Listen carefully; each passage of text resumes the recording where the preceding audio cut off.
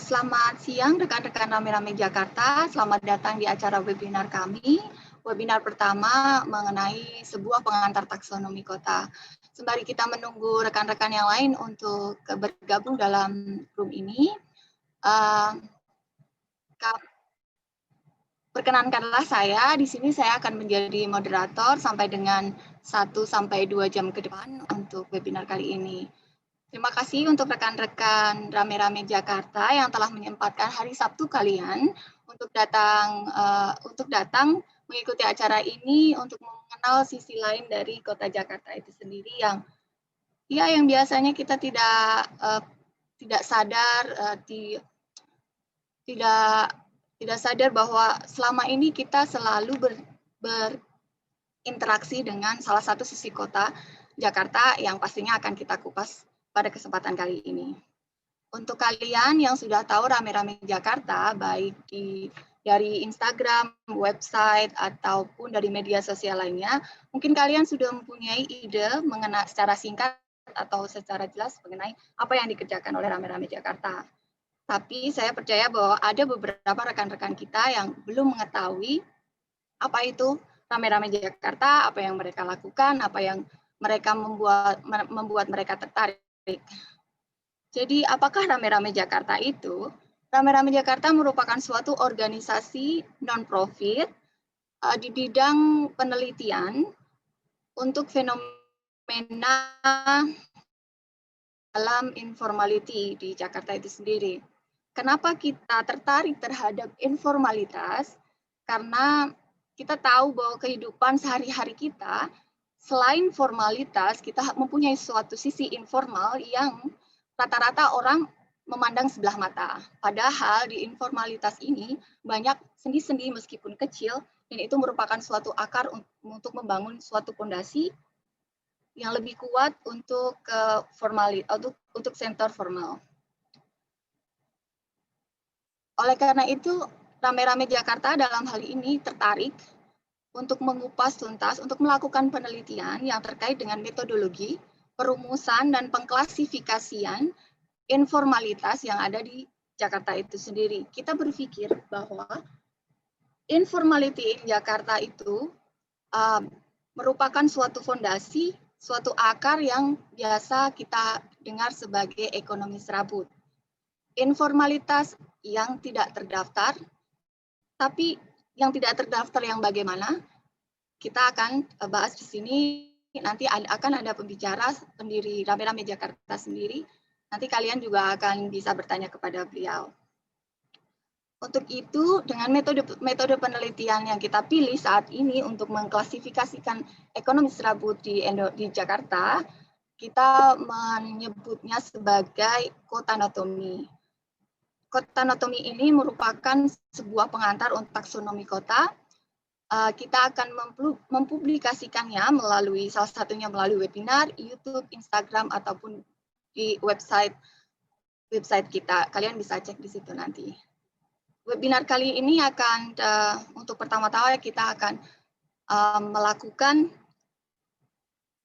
membedah tentang tipologi ekonomi serabut di Jakarta itu sendiri. Webinar kali ini bukan hanya dilakukan untuk satu kali, kita mempunyai rangkaian webinar, salah satunya ada 3 webinar yang kita akan sampaikan di bulan webinar yang diselenggarakan mulai dari bulan Oktober sampai dengan November 2020. Untuk webinar pertama, kita akan mengangkat tema mengenai data kota. Untuk webinar yang kedua, kita mengangkat kata kota. Dan yang ketiga, mengenai tata kota. Jadi, untuk lebih mudah diingat, mengenai data, kata, dan kemudian tata. Tentu saja untuk setiap webinar kita akan mengundang beberapa narasumber yang tentunya mereka akan mereka memiliki suatu background yang relevan dengan tema-tema yang akan kita angkat di webinar. Jadi tidak perlu berpanjang lebar lagi saya di sini karena saya yakin kalian tidak Di sini tidak untuk mendengarkan saya, tapi kalian ingin mendengarkan beberapa penjelasan dari para narasumber kami. Tapi sebelumnya, perkenankanlah saya untuk memperkenalkan para narasumber kami yang terdiri dari salah satunya pendiri dan para peneliti dan juga salah satu mahasiswa. Salah satu perwakilan dari perguruan tinggi di Indonesia. Mereka juga akan berbagi pengalaman tentang penelitian mereka. Di sini kami juga akan membuka untuk tahapan diskusi. Kalian bisa lihat kita sudah menyediakan chat box. Kalian di situ bisa menuliskan pertanyaan kalian di situ. Atau nanti kita juga akan buka diskusi karena waktunya terbatas. Mungkin kita akan membatasi juga jumlah penanya. Oke, kita mulai dengan perkenalan pembicara ya. Untuk slide-nya, apakah sudah terlihat? Untuk slide bicara? Belum kayaknya. Belum ya? Anda share screen-nya. Bisa minta tolong untuk ditampilkan untuk profil pembicara?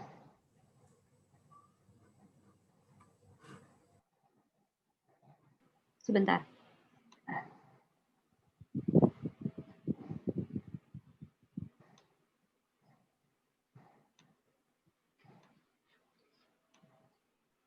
Ya.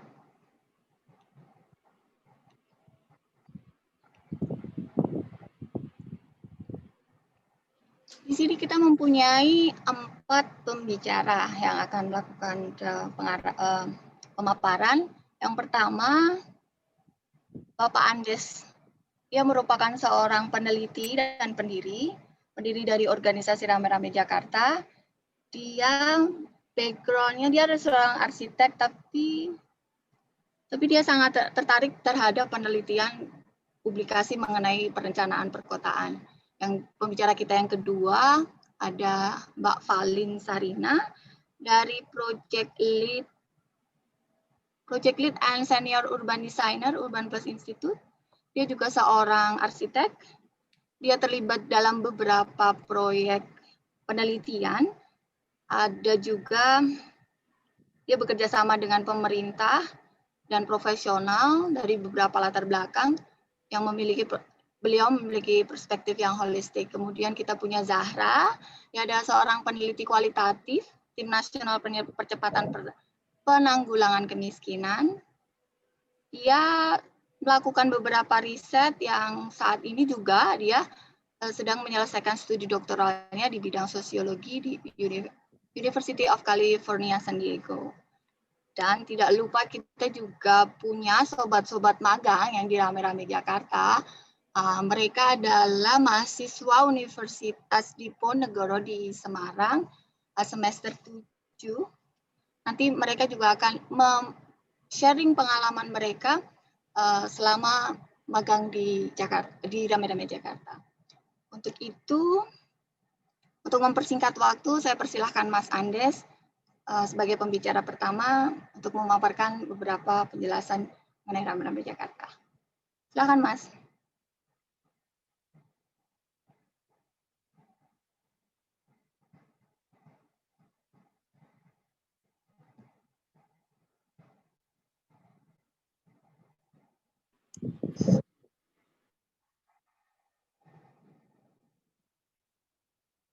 Halo, Mas Andes. Mas Andes masih di mute.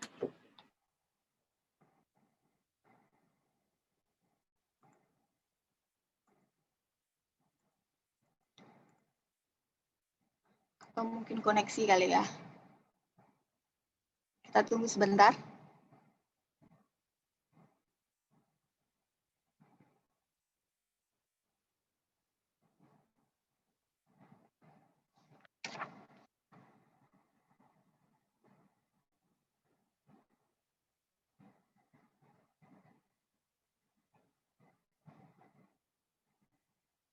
Ya.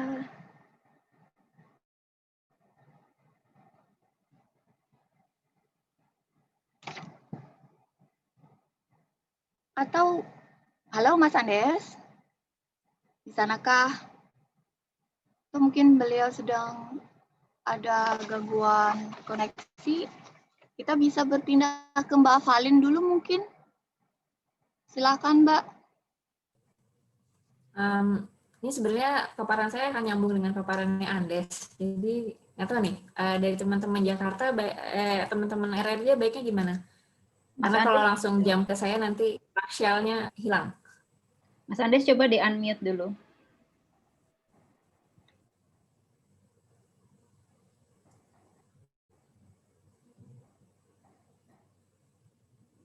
Ya.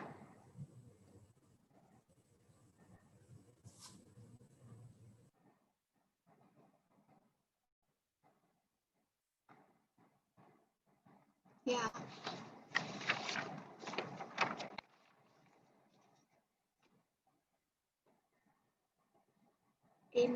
Oke, ini yang sharing Mas Andes atau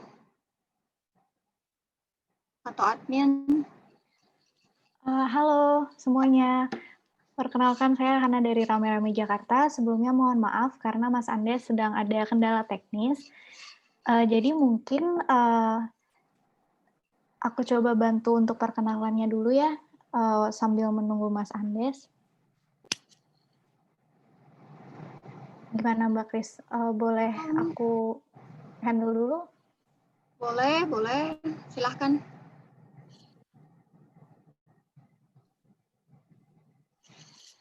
Iya, jadi untuk teman-teman yang baru gabung, sebelumnya tadi sudah sempat disampaikan sama Mbak Kristiana, Rame Rame Jakarta adalah penelitian publik dan media bersama yang mengeksplorasi fenomena informalitas di Jakarta khususnya.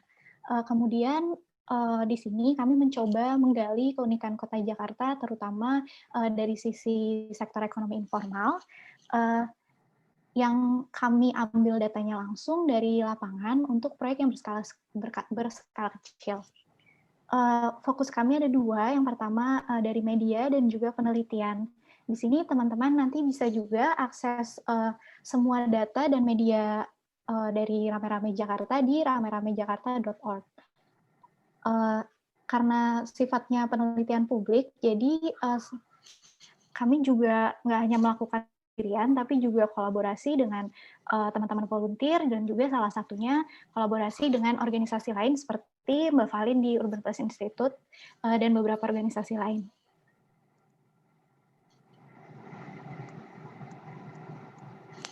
Untuk kota anatomi sendiri, ini adalah penelitian utama kami, sebuah metodologi untuk memahami sektor informal perkotaan. Dan di sini kami coba ingin membayangkan kota sebagai satu metabolisme di mana setiap bagiannya punya fungsi yang berbeda namun saling bekerja sama.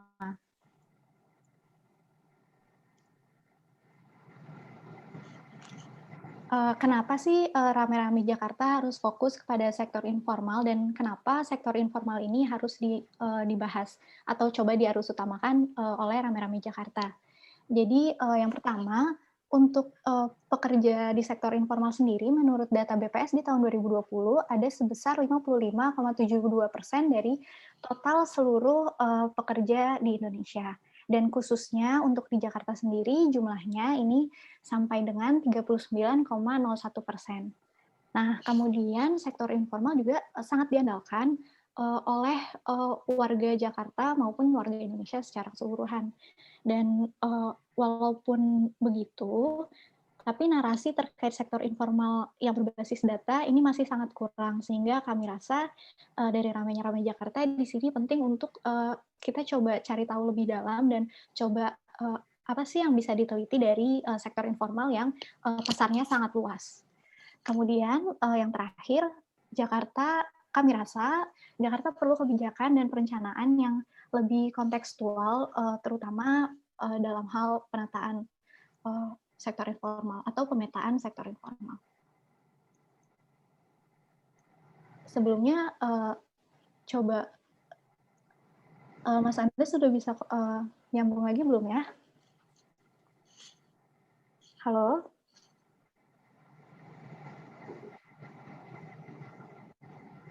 Oke, kalau gitu, Belum.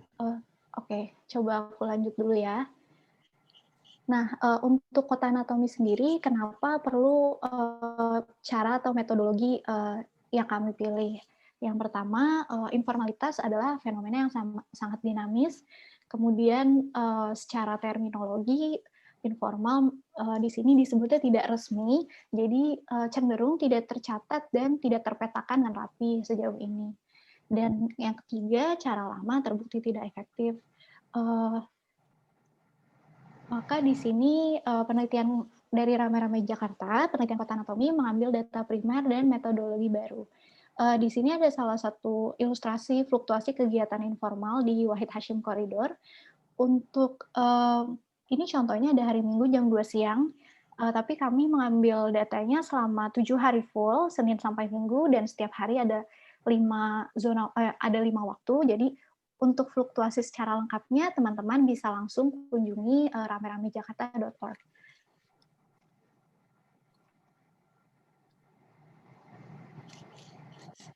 Selanjutnya, kenapa memilih Wahid Hashim Corridor? Jadi, yang pertama, Wahid Hashim ini merupakan salah satu lokasi transit utama wilayah Jabodetabek yang didukung oleh kegiatan perkantoran dan juga perdagangan, sehingga dia menjadi pusat komuter. Dan untuk sebagian besar mobilitas di koridor Wahid Hashim dilakukan dengan berjalan kaki. Kalau teman-teman perhatikan, daerah Wahid Hashim sendiri lokasinya di sini di Jakarta Pusat. Kami mengambil lokasinya di antara mulai dari titik Pasar Tanah Abang di bagian barat sampai batasnya ada di stasiun sekitar stasiun Gondangdia dan Kolase Kanisius. Nah, untuk koridor utama transportasi publik di Jakarta rata-rata itu kan masih utara selatan. Nah, jadi di koridor barat timurnya ini belum banyak yang menghubungkan langsung dari stasiun Tanah Abang dengan stasiun Gondangdia, padahal keduanya ini merupakan salah satu pusat transit utama dari Jabodetabek. Kemudian yang ketiga, zona ruang kota yang sangat beragam. Di sini banyak sekali aktivitas perkantoran, kemudian komersil juga. Jadi secara peraturan zonasi di wilayah Wahid Hashim ini juga sangat beragam. Dan yang keempat, ruang publik di sepanjang Wahid Hashim Corridor ini sangat aktif dan berlangsung selama 24 jam.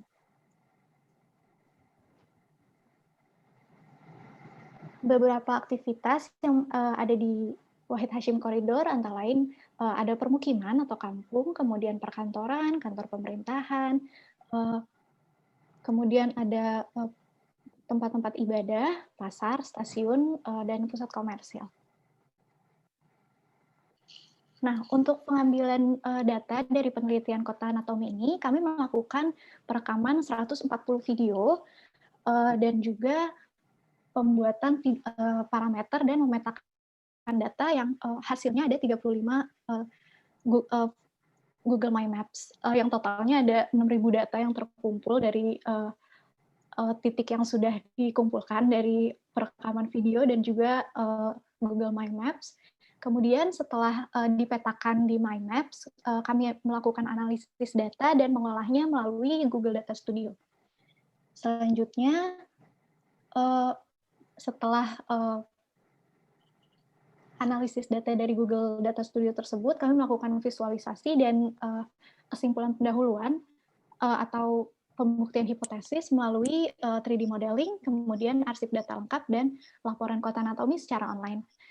Semua datanya sekali lagi bisa teman-teman akses melalui ramerameijakarta.org. Hana, kayaknya Anda sudah kembali.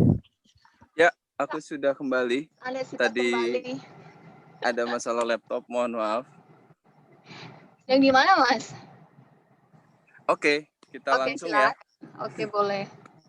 Silahkan. Ya, jadi mengenai metodologi kota anatomi, itu secara cara untuk melakukannya, kami menggunakan 6, justifikasinya ada 6 hal, yaitu yang pertama pengambilan melalui video. Kenapa video? Karena video itu mampu menangkap semua data yang ada pada momen yang sama menjadi satu file gitu, sehingga data ini diharapkan nanti bisa digunakan untuk keperluan lain dengan fokus yang berbeda. Lalu yang kedua adalah jadwal perekaman. Kami menyusun jadwal yang tepat gitu, karena perekaman ini harus dilakukan juga untuk menangkap bagaimana pola itu terjadi dalam siklus 1 hari misalnya, dan dalam siklus 1 minggu, dan momen ketika video itu diambil juga menggambarkan dinamikanya. Contoh harus pada saat jam pergi kantor, jam pulang kantor, jam makan siang, dan sebagainya. Lalu yang ketiga juga tentang rute. Rute ini kita harus pilih apa yang harus dilalui supaya tepat, bahwa video itu diambil benar-benar menggambarkan bahwa ini adalah rute yang diharapkan mampu menghasilkan data yang cukup kaya gitu dan informatif. Google My Maps, tentu karena Google My Maps ini aplikasi yang mudah diakses oleh siapa saja, cukup familiar.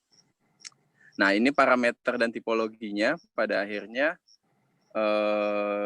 menggunakan tentang bagaimana hal-hal yang nanti akan kita lihat gitu loh, tentang si data yang diambil ini akan diarahkan untuk menjadi bagaimana misalnya contohnya tipologi dari pedagang yang ada itu ternyata terdiri dari beberapa tipe yang sangat khas.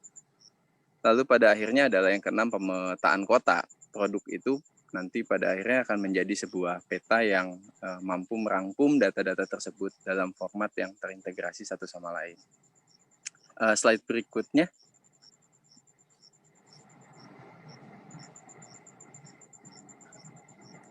Ini dia, yang video. Contohnya adalah ini video yang kita ambil di beberapa spot, ada di Gondang Dia, ada di kawasan perempatan Kebon Sirih situ. Contohnya bisa di play ya? Bisa, aku aja yang share screen sebentar ini. Oke.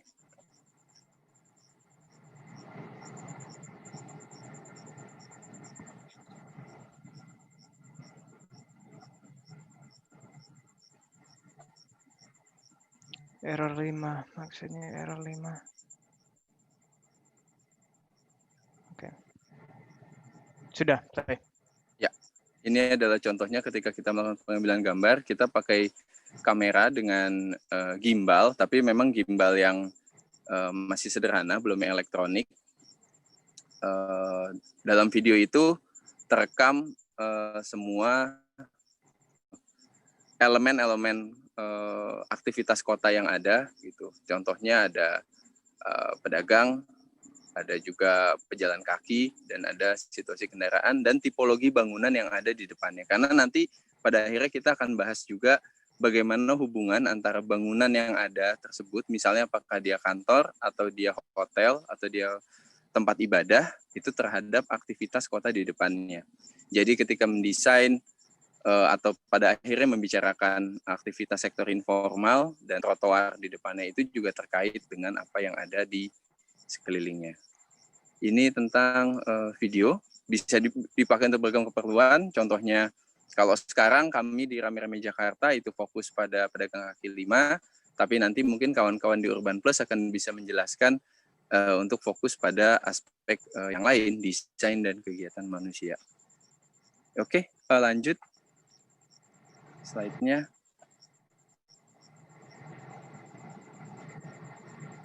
Ya, ini yang tadi aku bilang tentang jamnya. Jadi kita bagi untuk menangkap siklus harian, kita bagi dalam satu hari adalah 5 pengambilan gambar, 5 pengambilan gambar video yang terdiri juga dari 4 rute yang berbeda gitu. Nah, 5 pengambilan gambar ini menggambarkan aktivitas-aktivitas yang inti ya gitu, ketika misalnya jam 2 pagi itu adalah jam ketika semua mungkin perkantoran tutup, sehingga aktivitasnya sangat khas untuk misalnya penjaga keamanan gedung, lalu ada tukang kopi, atau kehidupan malam yang di jam 2 gitu dan sangat minim. Tapi ketika jam 7 pagi tiba-tiba yang pengelaju komuter itu mulai hadir di kawasan Wahid Hasyim dan mulai berjalan kaki ke kantornya masing-masing. Ada yang sambil sarapan, ada yang mungkin kantornya dekat, jalan kaki, ada yang naik ke angkutan lain, Gojek dan sebagainya. Nah, jam istirahat siang ini yang mungkin paling populer gitu. Ini adalah hubungan yang intens antara pegawai kantoran istirahat dengan penyedia jasa makan siang. Jam 6 sore tentu jam pulang kantor. Kebanyakan karena situasinya macet, kadang banyak sekali warga Jakarta yang menunggu untuk macet reda dulu baru pulang, atau nongkrong dulu sama teman. Ini menghadirkan sektor informal yang sangat spesifik dan khas menanggapi kegiatan tersebut. Jam 9 adalah, di atas jam 9 itu ketika semua perkantoran tutup, lalu biasanya mulai ada hiburan malam dan sebagainya. Lanjut. Kenapa dibagi menjadi 2 arah gitu? Karena durasi pengambilan gambar itu kita inginnya tidak boleh lebih dari 30 menit. Jadi satu video yang diambil itu nggak boleh misalnya ngambilnya selama 1 jam. Karena ditakutkan kalau terlalu lama ngambil video, kondisi di awal pengambilan video dengan kondisi di akhir pengambilan video itu konteksnya sudah lain.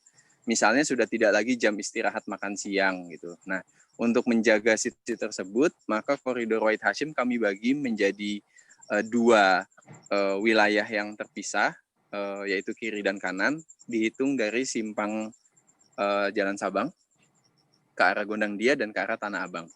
Nah, kenapa dibagi lagi ada 4 rute? Karena kita surveinya bukan di jalan aspalnya, tapi di trotoarnya. Dibagi menjadi 2 rute. Kita bagi juga menjadi pengambilan gambarnya itu di trotoar dan pada saat yang sama, sehingga harus dengan video yang berbeda. Nah, tadi dengan jumlah video yang ada kebayang sih total jumlahnya gitu. Lanjut.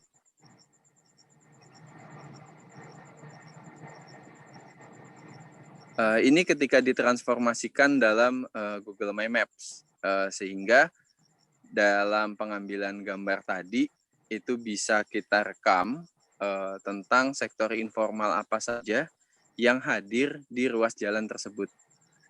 Nah, ketika dimasukkan ke dalam peta ini, data tersebut tidak hanya menjadi video yang cuma bisa disaksikan, tapi bisa menjadi data yang bisa diperbandingkan atau diintegrasikan dengan platform-platform lain. Nah, jika misalnya nanti kita mau mencari tukang pedagang kaki lima, kalau sekarang kan mungkin dengan GoFood itu sudah mulai ada relasi yang seperti ini ya gitu. Ketika dari kantor ada opsi nearby gitu. Nah, ini sebenarnya adalah pengakuan bahwa sektor informal itu real, ada di sekitar kita dan kita membutuhkan dan kita berinteraksi langsung tanpa harus terjebak bahwa kalau pedagang mie ayam itu baru masuk ke dalam PA ini kalau sudah punya izin kerja dan punya bayar pajak dan sebagainya, kan nggak masuk akal. Kita cuma pengen mie ayam, lalu nah di sini bisa ketahuan tukang mie ayam itu di mana. Atau kita mau mencari hal-hal yang lain, misalnya tambal ban gitu. Ini lanjut. Nah, ini bentuknya ketika dia berjalan, bisa di-play. Jadi sambil berjalan itu sambil muncul, pada akhirnya bisa ketahuan satu persatu pemetaannya dari sambil menonton video yang ada, itu tukang apa saja dan tipologinya apa. Nah, nanti pada akhirnya kita akan tiba juga ke pembagian tipologi itu. Kenapa kita membedakan tipologi-tipologi yang ada. Lanjut.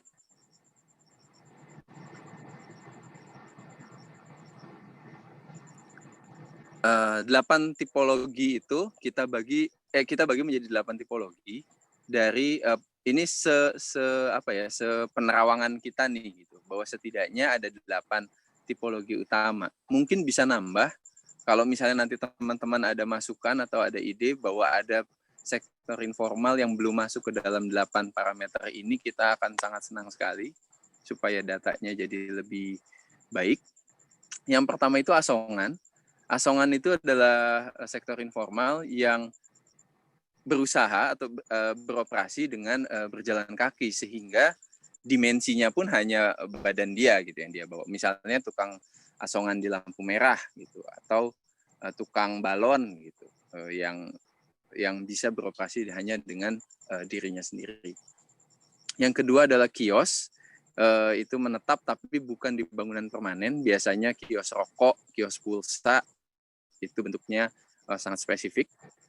Dia tidak di dalam toko gitu, tapi dia hanya di pinggir jalan, biasanya ada satu etalase kecil. Yang ketiga motor. Nah, motor ini beda lagi karena ini adalah sektor informal yang sifatnya mobile. Ini mungkin yang di antara kalian ada yang mobile lagi, tapi ini yang pertama kali kita temukan. Kalau motor ini ada biasanya tukang makanan atau tukang ini juga apa sih istilahnya, tahu bulat gitu. Itu kan dia pindah-pindah, tahu bulat tuh tidak menetap di satu tempat, dia mungkin transit sebentar, tapi kita selalu melihat dia berkeliling. Nah, istilah yang paling umum itu PKL, pedagang kaki lima, yang digeneralisir menjadi semua sektor informal adalah pedagang kaki lima. Padahal menurut kita PKL itu fokus pada pedagang informal yang beroperasi menggunakan gerobak, yang bentuknya juga sangat spesifik ya gitu. Ada rodanya 2, lalu ada penahannya 1 gitu, dan tentu dia juga dengan berjalan kaki mengoperasikannya. Ini tukang mie ayam, ada tukang bakso juga.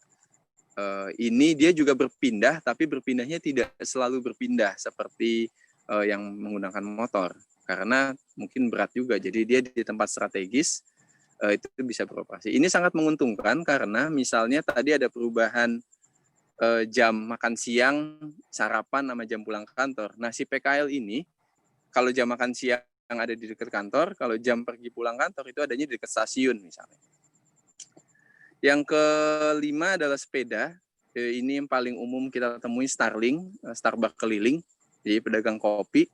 Kenapa dia sangat spesifik gitu dengan sepeda? Karena dia harus masuk ke dalam area trotoar juga, dan kadang ke jalanan, dan kadang masuk ke gedung. Kenapa? Karena konsumennya itu biasanya adalah petugas keamanan yang ada dalam gedung, jadi beda-beda kan.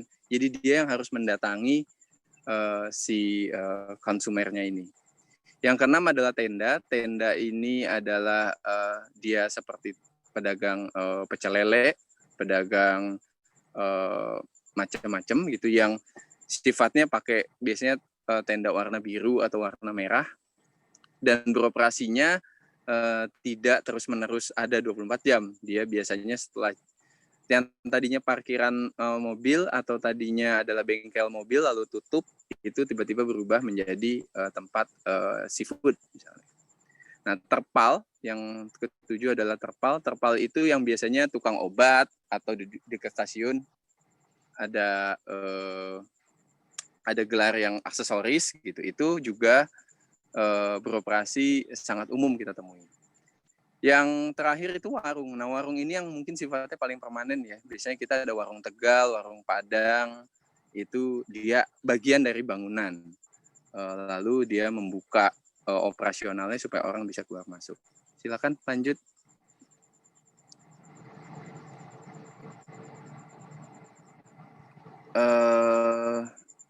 Ini kode, mengenai kodenya, contohnya pada akhirnya kita ini tentang si parameternya itu salah satunya yang paling mudah dan paling krusial itu dengan ukuran. Kita bagi dari ukuran yang small, kecil, M sedang, L itu besar, dan X itu besar sekali gitu. Jadi yang kecil itu contohnya adalah si tadi pedagang asongan, itu karena hanya badan dia gitu. Lalu itu ada penjelasannya. Jadi kalau yang sedang itu ukurannya kira-kira 1,5 meter persegi, yang besar itu 1,5 sampai 2 gitu, karena itu bisa 3-4 orang. Nah, yang paling besar itu yang macam tenda seafood dan pecel lele dan sebagainya. Lalu bisa juga kami bagi berdasarkan komoditasnya. Jadi ada yang makanan saja, ada yang minuman saja, ada yang makanan dan minuman, dan ada yang sifatnya eceran. Jadi jualnya macam-macam. Ini membutuhkan infrastruktur yang berbeda, juga menanggapi konsumen yang sangat berbeda. Sehingga di daerah perkantoran misalnya sangat umum kita temui yang pedagangnya itu makanan minuman dan minuman. Tapi kalau misalnya di dekat stasiun itu mungkin aksesoris gitu. Ini yang atau tambal ban strategis nih. Tambal ban biasanya di daerah dekat jalan yang orang seringkali mengalami musibah ban bocor. Gitu. Lanjut.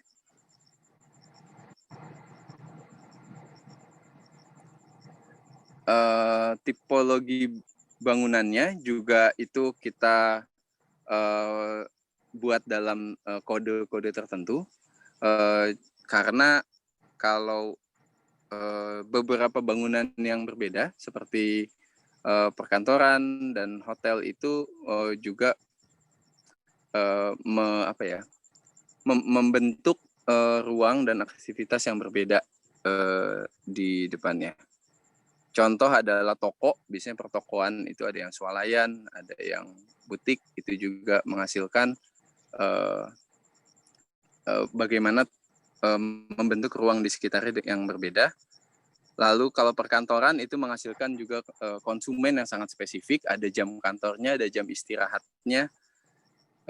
Sedangkan restoran dan kafe ini uniknya, seringkali mereka tidak mau terganggu desainnya atau pencitraannya. Jadi kayak hotel itu biasanya sangat sulit dijumpai ada pedagang kaki lima berdagang di depan dari hotel atau kafe tersebut. Nah, arsip ini adalah informalitas selama 1 minggu ini terbuka untuk publik sebagai data mentah, itu bisa dipakai. Tapi pada akhirnya kita pun dari data mentah tersebut menghasilkan peta yang juga bisa digunakan oleh publik. Jadi mahasiswa atau siapapun bisa pakai. Lalu datanya juga dalam bentuk Google Data Studio, sehingga pola dan fenomenanya itu juga diharapkan bisa digunakan atau dianalisa. Juga selain dalam bentuk data, kita juga ada dalam bentuk laporan yang kita udah half cook nih, gitu. Kita juga mulai setengah masak datanya jadi beberapa kesimpulan.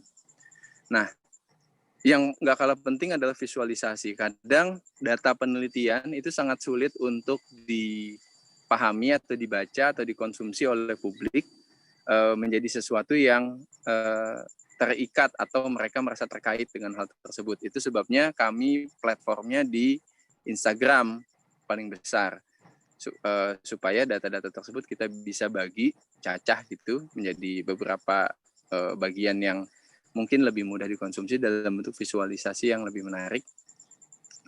Dan tahapan kerja kota anatomi ini sebenarnya Mas kita harapkan lagi ya. Iya, tahapan kerja kota anatomi ini diharapkan juga bisa digunakan oleh pihak lain yang tertarik untuk melakukan penelitian yang sama. Saat ini ada beberapa lembaga yang kita kerjasama gitu, tentu dengan Urban Plus, dengan kota kita, kawan-kawan di kota kita, juga dengan Rujak Center for Urban Studies yang melakukan penelitian ini di koridor jalan yang lain oleh mahasiswa magang mereka. Jadi diharapkan ini bisa terus bergulir gitu untuk tahapan penelitian dari kota anatomi. Itu dulu, nanti kalau ada yang kurang aku bisa tambahin di sesi tanya jawab.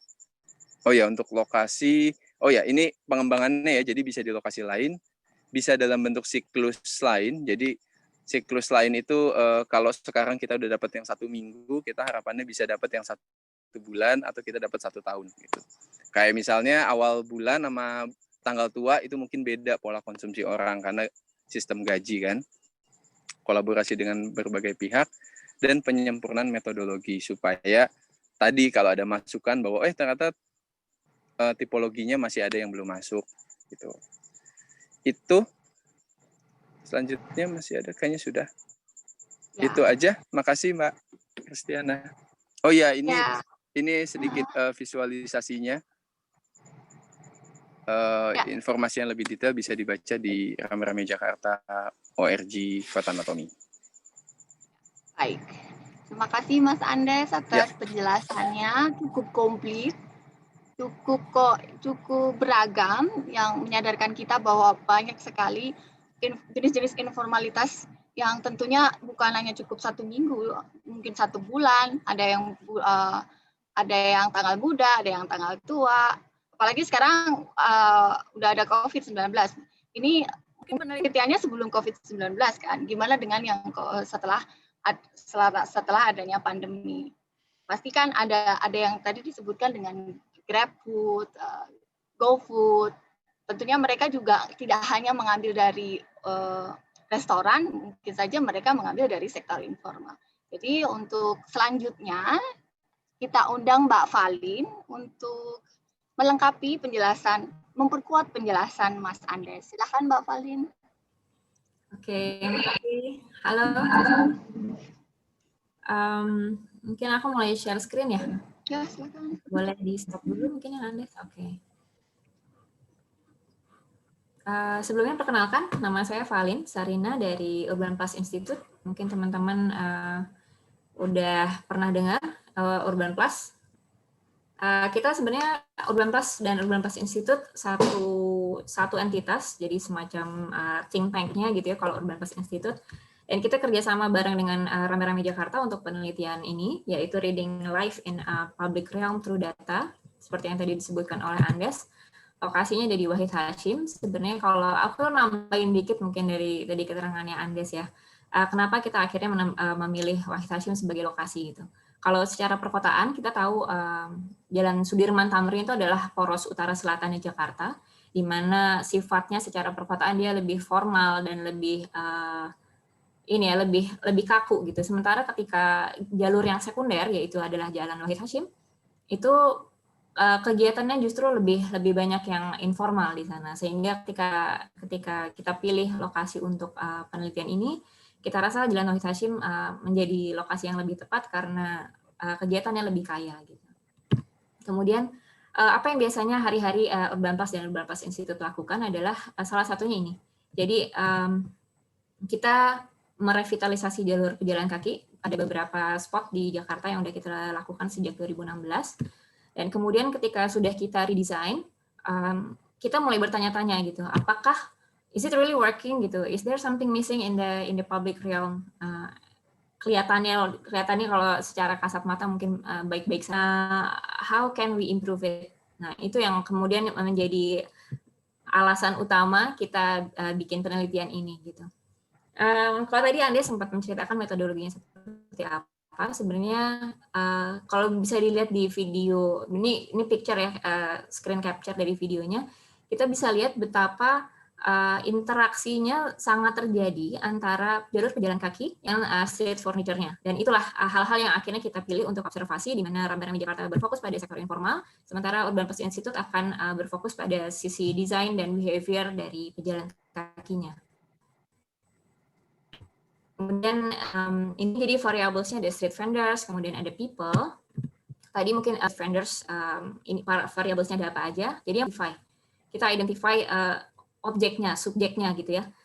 Kalau street vendors adalah tipe dan produknya, sementara untuk yang orang atau pejalan kaki adalah people.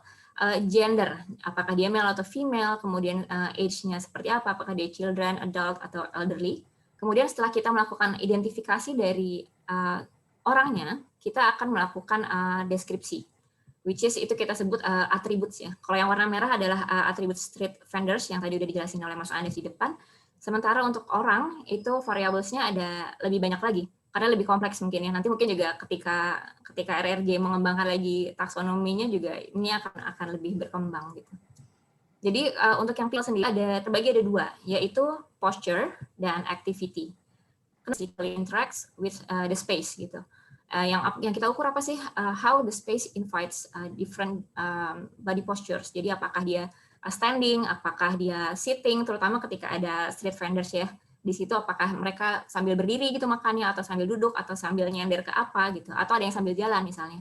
Kemudian ada juga activity, which is yang kita lihat secara horizontal axis, yaitu what do you use that space for. Jadi apa yang kita measure adalah how the space invites different activity, apakah dia sambil main handphone misalnya, atau sambil makan, sektor informal. Kemudian apakah sambil prepping jadi vendor-vendornya ya yang sedang menyiapkan dagangannya gitu. Kemudian secara rangkuman, jadi ada keseluruhan parametersnya adalah ini. Kemudian kalau kita masuk sedikit ke analisis dari penelitian ini adalah general uses of people, di mana orang tersebar di sepanjang koridor Wahid Hashim. Jadi tiap titik-titik ini mewakili satu orang. which is kita bisa lihat ada 32.000 orang yang kita petakan. Kemudian kita overlay dengan general users dari street vendors. Nah, ini kita ambil dari data-datanya yang disediakan oleh 75 street vendors yang sudah berhasil dipetakan. Nah, ini kalau kita lihat lagi lebih zoom, itu ada bulatan kecil dan bulatan besar, itu menandakan ukurannya, jadi apakah dia L, M, X, atau XL gitu ya. Kemudian kalau kita lihat lebih dalam lagi secara heat map, dan yang bawah adalah data street vendors, kita bisa lihat stasiun Gondang Dia nih, baik orang maupun street vendors. Kemudian untuk street vendors juga paling tinggi ada di sekitar Tanah Abang, dan di setiap perempatan Sabang ya, ini perempatan Sabang nih di sini. Overlay ini kita bisa menarik kesimpulan apa sih? Bisa jadi misalnya antara street vendors dan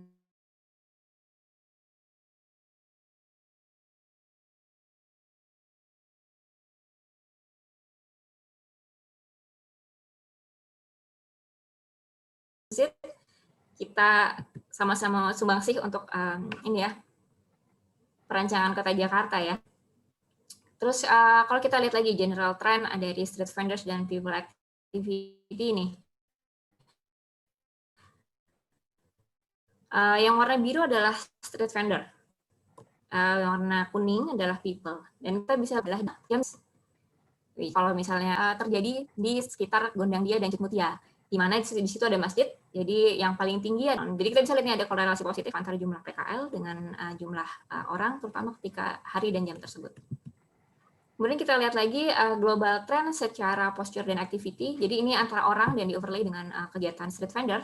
Kita bisa lihat nih yang warna kuning kita highlight ya, itu people participating in commercial HCR gitu. Jadi itu yang nanti akan menjadi early insight ketika perancangan perkotaan. Jangan-jangan di satu spot yang titik standing dan seatingnya banyak, jangan-jangan masih perlu disediakan untuk perancangan perkotaan. Tapi penelitiannya akan bisa jauh lebih berkembang lagi gitu. Kalau kita lihat di sini. Ini adalah titik-titik yang warna pink, itu adalah people participating in commercial activity standing, jadi yang berdiri. Sementara yang ungu adalah berarti yang banyak yang berdiri di sekitar Gondang. Mereka sambil berdiri itu karena menungguin ojek misalnya, bisa juga, atau jangan-jangan memang ya dibutuhkan gitu penyediaan bangku trotoar di sana gitu. Kemudian kalau kita lihat lagi most crowded area, kita zoom in tadi peta yang sebelumnya. Ini area Gondang Dia sebelah kanan, kemudian area Tanah Abang yang sebelah kiri. Secara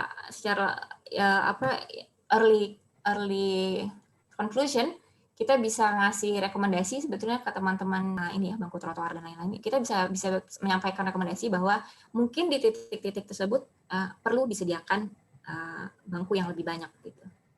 Karena mungkin kaitannya juga dengan banyaknya PKL di sana, kemudian betapa mereka butuh tempat duduk atau menunggu dan lain-lain sih. Jadi kita masih bisa mengembangkan lagi penelitiannya ya. Tapi tentu tidak menutup mata bahwa gini, ketika kita berpikir trotoar, kita juga harus lihat apakah trotoar tersebut punya lebar yang memadai. Jadi jangan juga kita maksa misalnya ternyata trotoarnya di bagian itu hanya 1,2 meter, terus kita maksa naruh tempat duduk untuk teman-teman sektor informal dan pembelinya gitu. Itu juga kita harus overlay beberapa data lagi untuk sampai ke kesimpulan tersebut. Gitu. Kalau kita lihat yang grafik yang paling atas ini adalah sidewalk width di sepanjang Wahid Hashim, dan yang ada yang spike-nya tinggi itu berarti lebar ya, dan cukup memadai jika gitu mau taruh bangku-bangku yang baru. Tapi kalau in general, which is itu berarti demands ini diambil dari berapa banyak sih orang yang berdiri atau berapa banyak orang yang leaning to something sambil mereka makan atau sambil ngobrol misalnya. Kemudian yang ketiga itu adalah overlay dari dua grafik sebelumnya yang menyimpulkan bahwa untuk di trotoar, bagian trotoar dengan lebar-lebar tertentu, kita tidak merekomendasikan untuk ditaruh bangku di sana. Kenapa? Karena mungkin trafiknya tinggi di sana. Sehingga kesimpulannya kalau kita lihat di grafik yang paling bawah, yang warna biru, itu ada titik-titik merah, itu adalah rekomendasi rekomendasi penempatan bangku trotoar di sisi utara jalan, sementara yang titik-titik warna biru adalah di sisi selatan jalan. Dan ini kenapa kita rekomendasikan di sana? Karena kita lihat juga kita overlay dengan data street vendors, ternyata memang berkorelasi positif gitu. Jadi ada street vendors, mereka juga bisa memanfaatkan bangku untuk pelanggannya.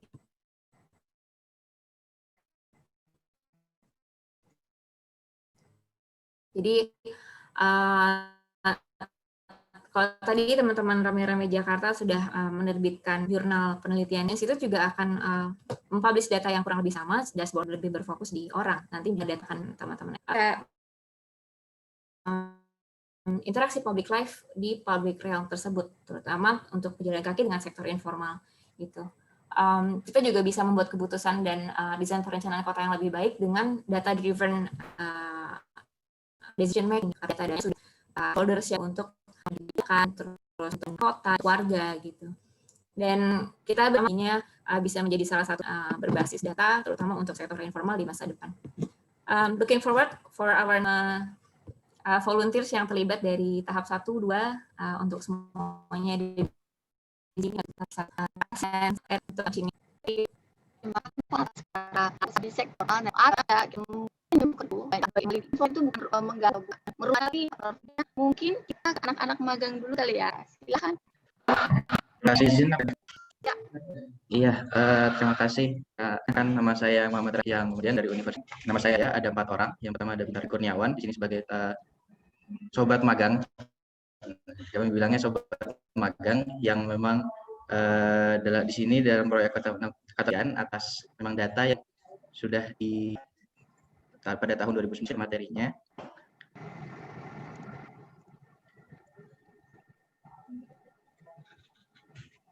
Ya, sudah terlihat ya kan? Maksud kami pada kali ini adalah kami ingin bercerita sebagai salah satu pihak yang terlibat dalam proses penelitian dari Kota Antemi ini untuk coba share cerita kami tentang apa saja yang kami lakukan, proyek tahap-tahap apa saja yang kami lakukan selama mengerjakan proyek Kota Anatomi ini. Untuk isinya, Kak Andes dari RRJ, oleh Kak Valin juga dari Urban Plus, tentang bagaimana penggambaran Kota Anatomi dan proyek yang bersama yang dilakukan oleh Urban Plus. Kami akan mencoba versi kami karena berdasarkan apa yang sudah kami lakukan. Jadi memang Kota Anatomi ini kami lakukan dengan mengambil objek penelitian, lihat keberadaan pada sektor, kami lihat berdasarkan tipologi seperti itu, dan tahap-tahap yang coba kami lakukan selama magang di RRJ melakukan penelitian adalah yang pertama kami melakukan pengumpulan data. Pengumpulan data dilakukan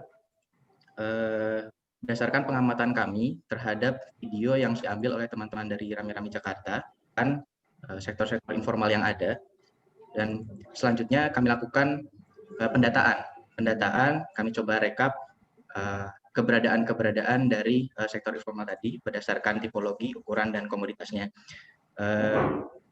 Untuk pendataannya sendiri kami lakukan secara kolektif seperti itu, secara kolektif pada Google Spreadsheet, dan kemudian untuk penempatannya kami tandai melalui Google My Maps seperti itu yang sudah disampaikan sebelumnya juga bahwa. Dan untuk selanjutnya setelah data terkait sektor informal, persebaran sektor informal di sepanjang koridor Hasim dikumpulkan, kami melakukan visualisasi data. Visualisasi data kami lakukan pada Google Data Studio yang menghasilkan sebuah lembaran data yang mungkin nanti akan dipublish dan bisa dilihat pergerakan atau data-data yang terjadi dari sektor informal yang ada di koridor Wahid Hasyim. Data melalui Google Data Studio kami coba mengidentifikasi bangunan seperti yang sudah dijelaskan oleh Mas Andes pada penjelasan proyek Kota Anatomi sebelumnya.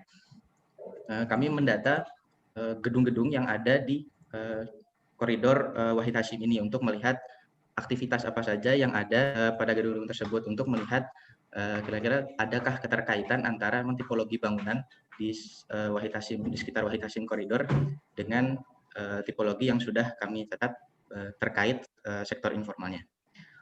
Selanjutnya, setelah kami merangkai data untuk kemudian bisa memvisualisasikannya, kami coba tuangkan dalam bentuk karya tulis, bisa dibilang karya tulis seperti itu, dengan mengaitkan beberapa aspek, gitu, beberapa variabel.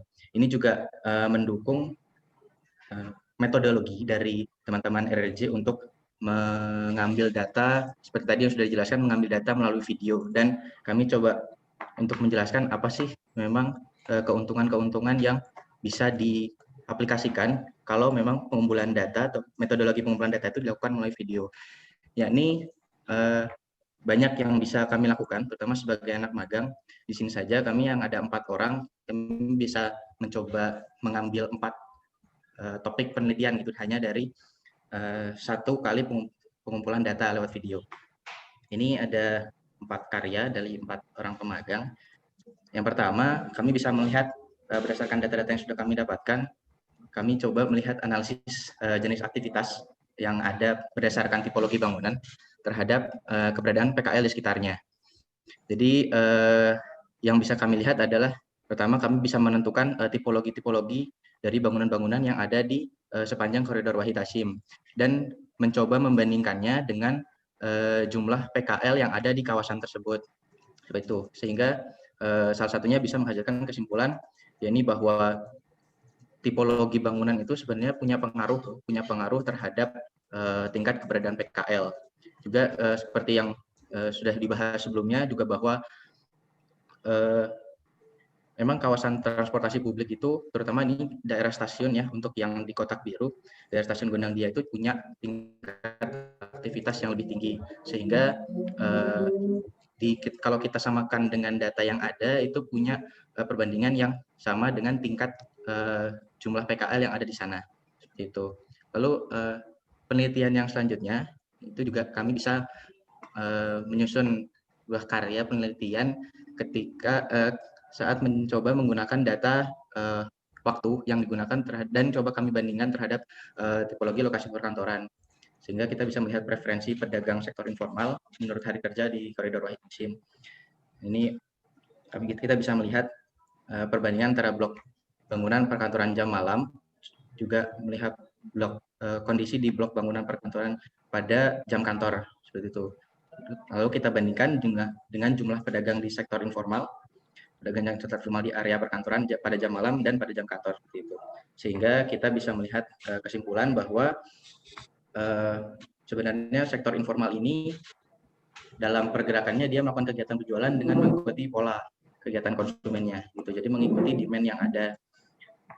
Dan dalam kasus yang coba salah satu dari sobat magang laksanakan itu melalui perilaku dari sektor formal di perkantoran koridor Wahid Hasyim.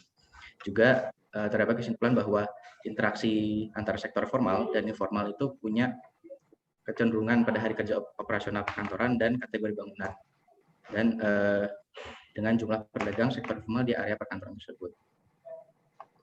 Selanjutnya untuk penelitian selanjutnya coba kami bisa lakukan dari data yang sudah kami kumpulkan, yaitu kami bisa melihat pengaruh ukuran PKL itu terhadap ketersediaan ruang pada jalur pejalan kaki. Di sini kami coba melihat bagaimana berdasarkan video yang sudah kami amati, kami bisa melihat bagaimana ruang yang disediakan untuk pejalan kaki dan kaitannya dengan sektor informal atau pedagang. Di sini kaitannya dengan PKL yang berada di koridor yang berada di jalur pejalan kaki tersebut. Dan bisa dilihat, yang kemudian kita bisa tarik kesimpulan juga bahwa terdapat korelasi antara ketersediaan ruang bagi pejalan kaki dengan lebar jalan dan luas PKL. Jadi di sini kita bisa lihat bahwa ketika memang disediakan ruang gitu di jalur pejalan kaki, itu juga mengundang sektor informal untuk beraktivitas di sana, seperti itu. Juga dipengaruhi juga pada malam hari, ketika memang aktivitas formal sudah mulai menurun, seperti itu. Banyak yang terutama sektor informal yang mulai memanfaatkan pedestrian waste ini, sehingga bagian untuk pejalan kaki itu semakin berkurang di dalam pedestrian waste. Sehingga muncul juga rekomendasi bahwa perlu diadakan ruang untuk PKL gitu yang terpisah dari pedestrian waste sehingga tidak mengganggu aktivitas dari pejalan kaki. Seperti itu. Selanjutnya itu kami coba melihat pengaruh jam kerja kantor terhadap ukuran tempat usaha informal di koridor Wahid Hasyim. Di sini teman kami coba misalkan pada tiga kawasan yaitu di kawasan perkantoran, di kawasan perdagangan dan jasa, dan juga di kawasan fasilitas umum. Ini melihat bagaimana tipologi yang ada di kawasan ketiga jenis aktivitas ini terhadap ukuran dari usaha informal yang ada di sana. Kan sudah sebelumnya sudah dijelaskan juga di penjelasan kota anatomi yang pertama oleh Mas Andes bahwa dalam penyusunannya kita mempertimbangkan beberapa ukuran seperti itu ya, ada S, ada M, ada L, ada XL. Gitu. Sehingga kami bisa tarik juga kesimpulan bahwa pada jam kerja itu terdapat banyak sektor informal yang ukurannya lebih kecil dan keberadaannya pun tidak lama di lokasi. Gitu. Akibatnya memang aktivitas formal di sana masih sangat aktif dan jadi banyak pembatasan bagi mereka. Sementara untuk pada saat malam hari atau jam non kerja itu ditemukan lebih banyak pedagang aktivitas sektor informal yang memanfaatkan ruang secara lebih besar, gitu.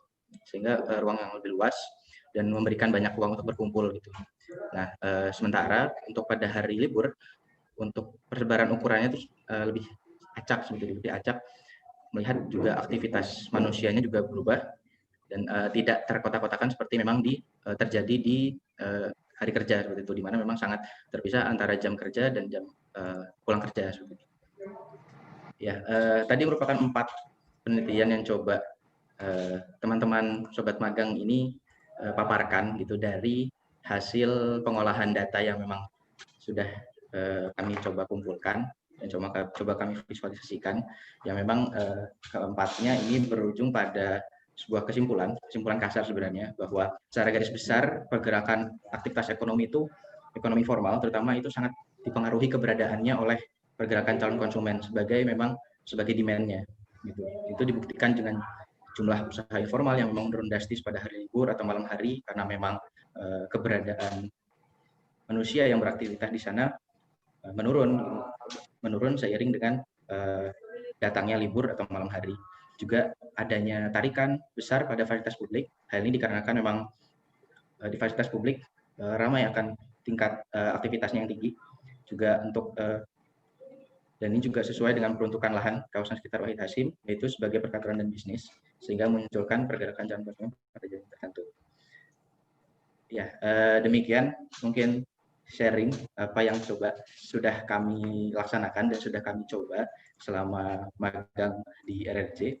Di sini mungkin kami sebagai salah satu saksi gitu ya, saksi yang melihat bagaimana implementasi dari penelitian ini bisa dilakukan. Terus terang memang banyak keuntungan yang bisa kami lakukan dari metodologi kota anatomi berdasarkan pengambilan video ini. Ya memang kami menyetujui bahwa banyak fenomena yang bisa kami tangkap terkait juga kondisi yang ada di koridor Wahid Hasyim. Seperti itu, bagaimana kami sedikit cerita saja, kami di sini tidak ada yang orang Jakarta, sudah tidak ada orang Jakarta, tapi melalui metodologi ini kami bisa melaksanakan penelitian secara jarak jauh, secara jarak jauh tanpa pernah sekalipun ke Jakarta, khususnya ke koridor Wahid Hasyim. Tapi melalui metodologi ini kami bisa membayangkan suasana seperti apa yang memang terjadi di koridor tersebut, sehingga bisa ya membayangkan gitu, kondisinya seperti apa di sana, sehingga bisa lebih akurat dalam melaksanakan penelitian. Gitu. Juga terkait data, ini juga membuktikan bahwa metodologi kota anatomi ini bisa dilakukan secara online, bahkan untuk teman-teman yang tidak terlibat langsung dalam pengambilan data secara fisiknya, seperti itu. Mungkin itu Kak yang bisa saya sampaikan mewakili teman-teman magang. Tentu bahasan yang kami paparkan tadi masih jauh dari kata sempurna, karena memang banyak metode-metode yang bisa ditambahkan dan teknik-teknik penelitian juga bisa peserta di sini sarankan atau teman-teman tambahkan. Mungkin segitu saja. Sekali lagi, mohon maaf apabila ada kesalahan. Terima kasih. Ya, dimaafkan. Terima kasih atas paparan singkat, tapi ternyata Rame-Rame Jakarta datanya sangat mendukung ya, menolong. Dan kita sekarang lagi masanya teknologi, jadi nggak perlu terjun langsung. Menarik sekali karena dari sini kita bisa tahu tuh di Wahid Hasyim itu ternyata banyak perkantoran, di mana perkantoran itu sektor formal, ada koneksi antara informal dan formal. Karakteristik Jakarta sendiri yang selalu dinamis. Dan sekarang kita berpindah ke Mbak Zahra, salah satu peneliti kualitatif, dan kebetulan sekali Mbak Valin tadi menyebutkan ada perbedaan pengelompokan gender di sini. Kebetulan Mbak Zahra ini sekarang sedang melakukan riset tentang peran perempuan dalam strategi ketahanan keluarga miskin. Mari kita dengar penjelasannya. Silakan Mbak Valin. Maaf, silakan Mbak Zahra. Oke. Semua di sini. Udah bisa kelihatan kan ya? Iya, boleh. Ya. Oke. Boleh minta tolong nih nanti di-remind kalau mau. Pasti. Jadi di sini aku mau menanggapi tentang data yang dipunyai dari Rame-Rame Jakarta itu dari sisi user data, pengguna data di bidang pembuatan kebijakan publik ya. Gitu. Jadi apa yang aku lakukan tuh biasanya adalah kebijakan berbasis bukti. Itu apa sih gitu. Jadi pembuatan kebijakan publik itu seharusnya didasarkan pada bukti dari penelitian dan informasi yang akurat di semua tahapannya. Proses ini mengidentifikasi apa yang berhasil, mengevaluasi jalannya kebijakan, dan menggunakan informasi untuk terus meningkatkan kinerja program. Bedanya apa sih kebijakan berbasis bukti sama pembuatan kebijakan biasa gitu? Kan kadang-kadang pembuatan kebijakan biasa itu berdasarkan ideologi gitu ya, kayak misalnya Partai Republikan atau Partai Demokrat akan punya preferensi kebijakan yang spesifik terkait ideologi mereka gitu. Cuman ideologi itu nggak selalu yang terbaik gitu. Memang ideologi itu adalah sesuatu yang ideal, tapi kan kita dihadapkan pada kenyataan gitu. Kenyataannya seperti apa? Dan bagaimana kita menjembatani kenyataan di lapangan dengan kenyataan yang kita inginkan. Itu ya dari kebijakan berbasis bukti. Kita penelitian dulu seperti apa kira-kira ntar kebijakannya, dan kebijakan yang kira-kira terbaiklah yang akhirnya nanti akan diambil menjadi undang-undang atau peraturan seperti itu. Kenapa sih kita perlu kebijakan berbasis bukti gitu? Ada berbagai macam alasan gitu. Salah satunya adalah untuk mengurangi pemborosan gitu. Kenapa? Karena kita nih dengan melakukan penelitian, kita bisa mengidentifikasi program yang mana yang efektif, mana yang nggak efektif. Gitu. Dan misalnya program yang nggak efektif, mungkin fundingnya perlu di-cut dan dialihkan ke program-program yang lebih efektif. Gitu. Efektif itu dalam artian mencapai tujuannya. Misalnya tujuannya kita ingin katakan menurunkan tingkat kemiskinan. Apakah program ini berhasil melakukan itu atau enggak? Gitu. Itu yang namanya evaluasi program. Terus, kenapa kita perlu kebijakan berbasis bukti? Yang lainnya adalah untuk mendorong inovasi program gitu. Karena kita ini bisa aja ngerisetin program-program apa yang potensial untuk diimplementasikan di dunia nyata gitu. Atau yang lainnya lagi, kita bisa juga mengevaluasi program baru yang belum teruji di lapangan. Jadi katakan ada 3 desain kebijakan, mana yang kira-kira hasilnya akan paling efektif gitu. Ini kita bisa menentukan apakah dana yang akan kita kucurkan di program itu tepat atau enggak gitu. Dan yang ketiga adalah untuk memperkuat akuntabilitas. Dan hasil program itu dapat mempermudah permintaan pertanggungjawaban pada institusi dan lembaga terkait. Jadi ketika kita tahu, datanya seperti ini tentang implementasi sebuah program di lapangan, kita bisa minta pertanggungjawaban, katakan kementerian yang menjalankan program tersebut, atau mungkin NGO yang menjadi kontraktornya pemerintahan, dan lain-lain. Terus terus hubungannya sektor informal dan kesejahteraan sosial apa sih gitu? Kan ngomong-ngomong backgroundku kan tentang riset tentang kemiskinan dan kesejahteraan sosial gitu. Jadi aku mau melihat data dari Rama-Rama Jakarta bagaimana bisa diaplikasikan di situ ya gitu. Jadi kita mau ngomongnya tentang sektor informal dan hubungannya dengan kesejahteraan sosial. Tapi sebelumnya kita kan harus tahu tuh sebenarnya kesejahteraan sosial itu apa sih gitu. Jadi seseorang itu akan dianggap sejahtera bila kebutuhan dasarnya terpenuhi. Misalnya pangan dan papannya gitu. Mungkin ada perdebatan lain yang mengatakan bahwa itu cuma kebutuhan dasar untuk bisa sejahtera, tapi untuk benar-benar sejahtera orang itu butuh hal lain. Misalnya butuh pendidikan, butuh bisa mengaktualisasi dirinya dan lain-lain. Itu ada diskusinya lebih luas, tapi katakanlah kesejahteraan itu adalah terpenuhinya kebutuhan dasar seseorang gitu. Kenapa sih harus ada pemenuhan kesejahteraan sosial gitu? Alasan pertamanya itu ya untuk stabilitas sosial gitu. Misalkan di suatu daerah keadaannya terlalu timpang, banyak banget orang yang sangat miskin, yang kebutuhan dasarnya nggak terpenuhi, nggak bisa makan, nggak punya rumah, bajunya cuma itu aja, dan sulit lah pokoknya untuk survive gitu.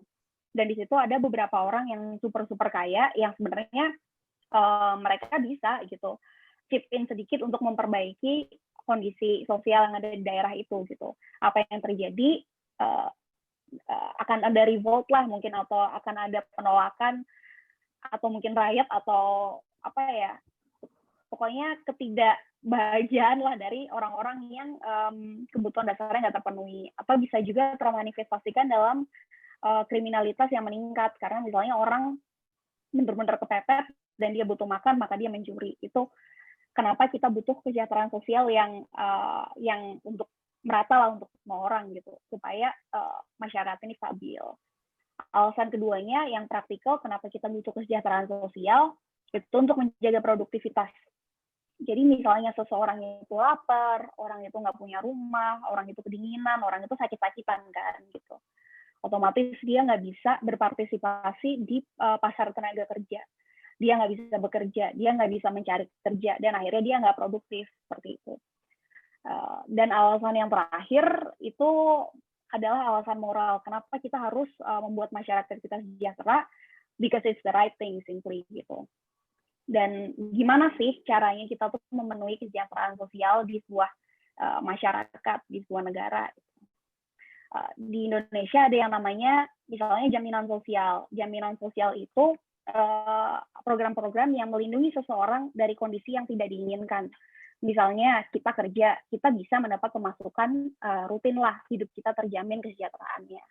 Tapi mendadak kita jatuh sakit yang parah banget, yang membuat kita nggak bisa bekerja lagi. Otomatis kita kondisi perekonomiannya bakal jatuh. Oke lah kalau kita mikirin diri kita sendiri. Bagaimana kalau kita ternyata punya anak yang harus ditanggung dan lain-lain. Dan itulah yang biasanya dijamin oleh program jaminan sosial ini, supaya jatuhnya kita itu nggak terlalu dalam, nggak terlalu sakit. Gitu. Dan ada kesempatan untuk kita stay di level konsumsi yang sama dan melanjutkan hidup kita seperti itu. Gitu. Bentuknya seperti apa di Indonesia, itu jaminan kesehatan nasional yang sering disebut BPJS Kesehatan. Dan jaminan sosial itu dibiayai dari kontribusi masyarakat. Jadi kita kan bayar iuran. Itu tuh membiayai perlindungan diri kita gitu sebenarnya. Dan yang kedua, gimana caranya melindungi kesejahteraan masyarakat adalah dengan bantuan sosial.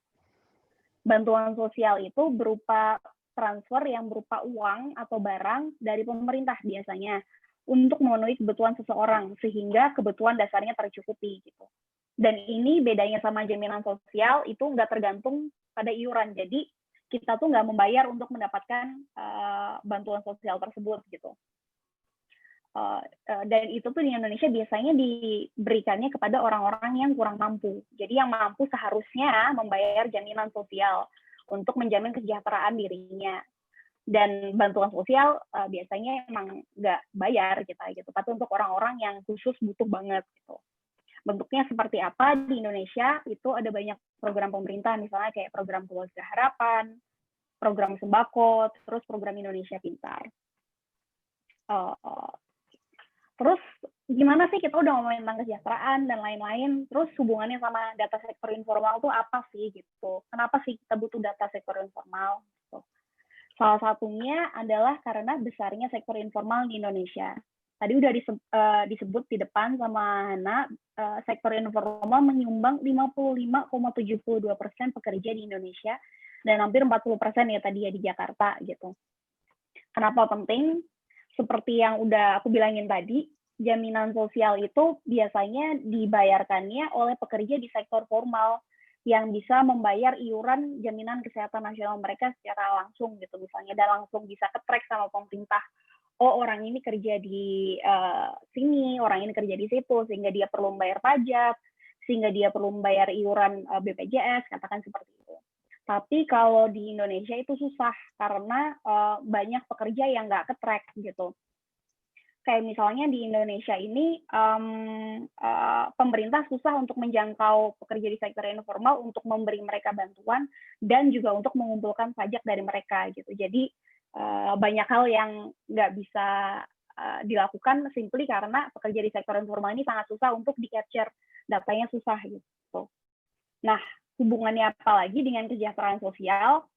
Di banyak negara, jaminan sosial kayak dana pensiun atau asuransi kecelakaan kerja biasanya dibiayai oleh pekerja di sektor formal. Sedangkan bantuan sosial lainnya yang bukan berdasarkan iuran itu bersifat sekunder gitu. Padahal itu sebaliknya di Indonesia gitu, karena pekerja formalnya nggak terlalu banyak, jadi bantuan sosialnya porsinya lebih banyak di Indonesia. Padahal bantuan sosial itu juga uangnya nggak mendadak muncul dari langit gitu. Kita butuh membayar pajak dan hal-hal lainnya. Jadi kita nggak bisa menyamakan kondisi pasar, kondisi labor formal dan informal yang ada di luar negeri dan di beberapa negara berkembang dan di negara-negara berkembang. Dan implikasinya ini juga pada struktur pembiayaan bantuan sosial yang ada di negara tersebut untuk menjamin kesejahteraan masyarakatnya. Kayak misalnya kita lihat di sini, di peta ini rasio pekerja informal yang ada di negara-negara berkembang yang biasanya punya sistem perlindungan sosial yang udah established, yang bagus, yang mencakup banyak mayoritas rakyatnya, itu biasanya di negara-negara kayak ya Eropa, Amerika Utara, Australia. Sementara negara-negara berkembang kayak kita biasanya agak kesulitan untuk punya sistem perlindungan sosial yang dibiayai dari masyarakatnya, dibiayai dari pajak gitu. Ya karena itu yang aku bilang tadi, pekerja informal sangat susah untuk di-capture juga gitu, dan sangat-sangat mobile gitu. Oke Mbak Zahra, 4 menit lagi ya. Oke. Terus kenapa kita butuh data di sektor informal? Iya, karena kita butuh pemahaman yang lebih tentang kesejahteraan gitu. Kayak tadi kan kita kan mencoba melindungi masyarakatnya dengan perlindungan sosial, dengan jaminan sosial gitu. Cuman bagaimana caranya kita memahami bagaimana seseorang itu melakukan mobilitas sosial dari keluarga prasejahtera menjadi keluarga sejahtera. Kayak misalnya di Indonesia ada program Keluarga Harapan, itu bantuan yang diberikan kepada keluarga-keluarga termiskin di Indonesia gitu. Pada Agustus 2020 ini, dari target 1 juta keluarga yang selesai diberi bantuan dengan asumsi keluarga itu sudah menjadi keluarga sejahtera, 71% keluarga sudah tergraduasi, sudah nggak dapat bantuan lagi. Asumsinya mereka udah jadi sejahtera gitu. Dan alasan graduasinya adalah mandiri, yaitu seseorang merasa mereka udah lebih sejahtera sehingga mereka keluar, tapi juga ada yang merasa mereka tuh terstigma, mereka capek dibilang orang miskin gitu kan. Namun banyak juga di antara orang-orang itu yang nggak kunjung tergraduasi, jadi bertahun-tahun menerima bantuan pemerintah gitu. Pertanyaannya di sini, kenapa orang itu bisa melakukan mobilitas sosial? Kenapa seseorang kondisi ekonominya bisa membaik? Kenapa seseorang bisa kondisi ekonominya begitu terus bertahun-tahun? Itu kan pertanyaan yang perlu dilihat gitu kan. Kadang-kadang asumsinya seseorang itu bekerja di sektor informal untuk mendapatkan penghidupan gitu. Tapi kita kan nggak ngerti dinamika sektor informal itu seperti apa gitu kan. Bagaimana seseorang mencari penghidupan gitu. Bagaimana seseorang itu dari keluarga prasejahtera menjadi sejahtera. Padahal data yang sering ditunjukkan itu ya orang kelas menengah ke bawah yang susah itu bekerja di sektor UKM. Padahal dinamika sektor UKM seperti yang udah dibilang di Rame-Rame Jakarta sangat-sangat dinamis. Dan terakhir, kenapa kita butuh data sektor informal adalah karena keterbatasan data yang ada saat ini. Data yang ada saat ini itu ada misalnya data survei ekonomi BPS, tapi itu dilakukannya 10 tahun sekali gitu. Memang itu sifatnya sangat-sangat besar, skala besar, jadi kalau rame-rame Jakarta kan terbatas lingkupnya masian. Survei ekonomi ini lingkupnya ya nasional dan besar, tapi jangka waktunya 10 tahun sekali. Kemudian ada lagi data tentang UMKM dari Kemenkeu dan Kemenkop UKM, tapi itu datanya kurang update gitu. Dan harapannya rame-rame Jakarta bisa membuat data yang lebih update. Terus data yang sekarang ada itu klasifikasinya terbatas. UKM sering dikelompokkan di bawah label UMKM aja gitu. Padahal kan tadi yang udah dibilang rame-rame Jakarta, variasinya banyak. Ada yang kayak minuman, ada makanan, terus ada yang cuman beraktivitas di jam 2 sampai jam 3 pagi, atau mungkin di jam makan siang, gitu. Itu macam-macam. Dan data yang dipunyai rame-rame Jakarta ini jauh lebih dinamis dibanding data yang ada sekarang. Data yang sekarang itu statis, padahal informalitas itu kan sangat-sangat dinamis ya. Ada pedagang yang adanya cuma musiman dan lain-lain seperti itu. Itu yang belum bisa di-capture oleh data yang ada. Gitu. Jadi bagaimana rame-rame Jakarta membuat datanya bisa digunakan dan dimanfaatkan secara lebih luas di ranah kebijakan publik itu. Pertama, data rame-rame di Jakarta harus lebih dekat. Maksud lebih dekat ini gimana? Data dari rame-rame Jakarta harus bisa memahami posisinya dibanding dengan data-data yang lain yang sudah ada. Apakah data dari rame-rame Jakarta bisa diintegrasikan dengan data survei yang ada? Itu mungkin susah karena sifat datanya udah berbeda gitu. Tapi apakah bisa data dari rame-rame Jakarta ini menjadi komplement dari dataset katakan dari BPS atau dari Kemenkeu dan lain-lain seperti itu. Kalau iya, seperti apakah data dari rame-rame Jakarta ini bisa menjadi komplementer dari data-data lainnya ini gitu. Jadi relasi dari data dari rame-rame Jakarta ini seperti apa. Terus yang kedua, mungkin data dari rame-rame Jakarta bisa lebih kaya.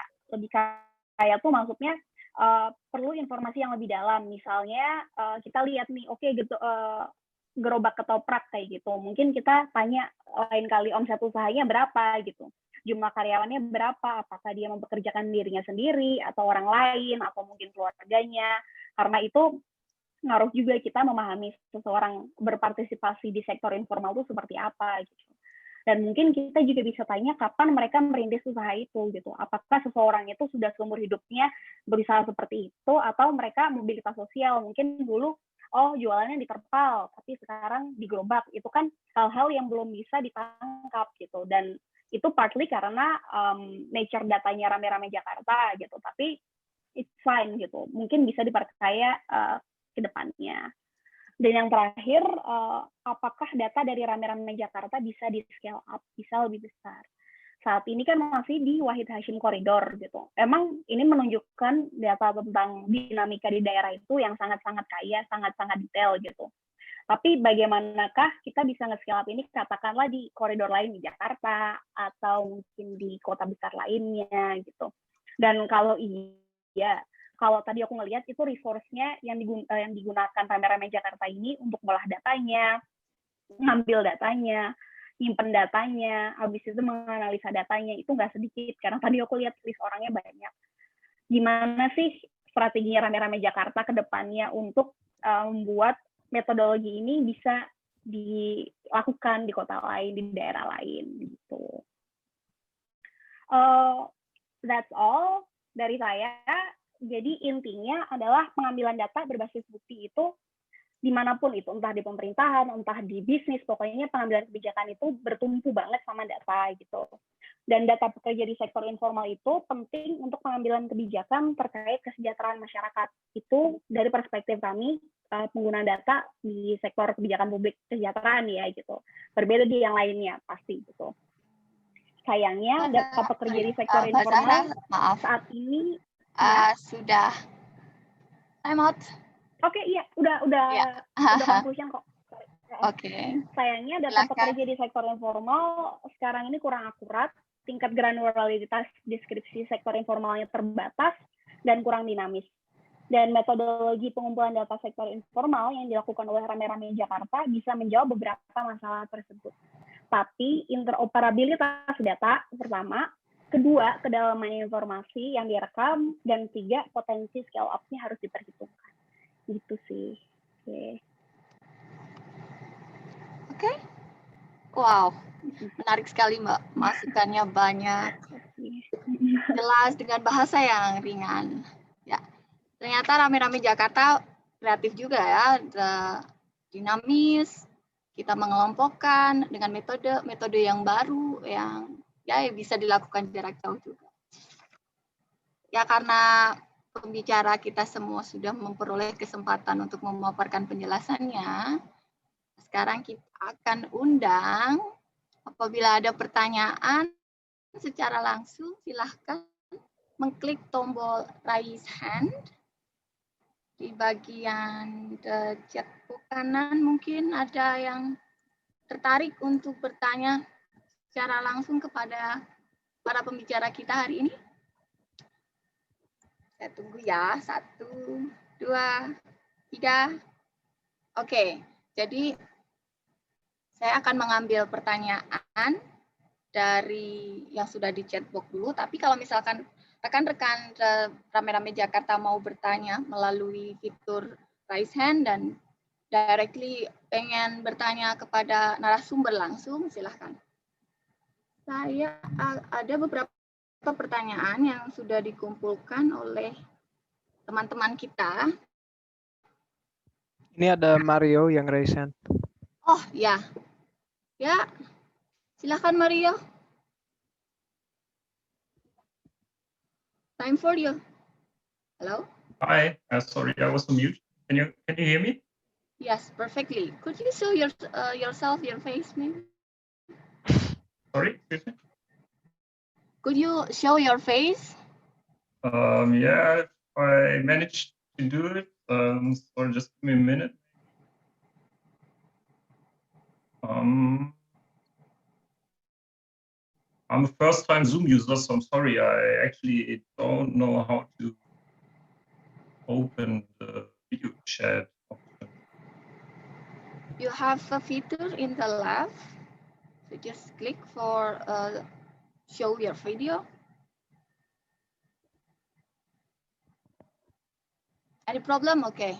So if you have some issue for your video, or maybe you're shy, you could just ask, Okay. and I will deliver your questions to the speakers. Okay. Please. Thank you. Yeah, sorry.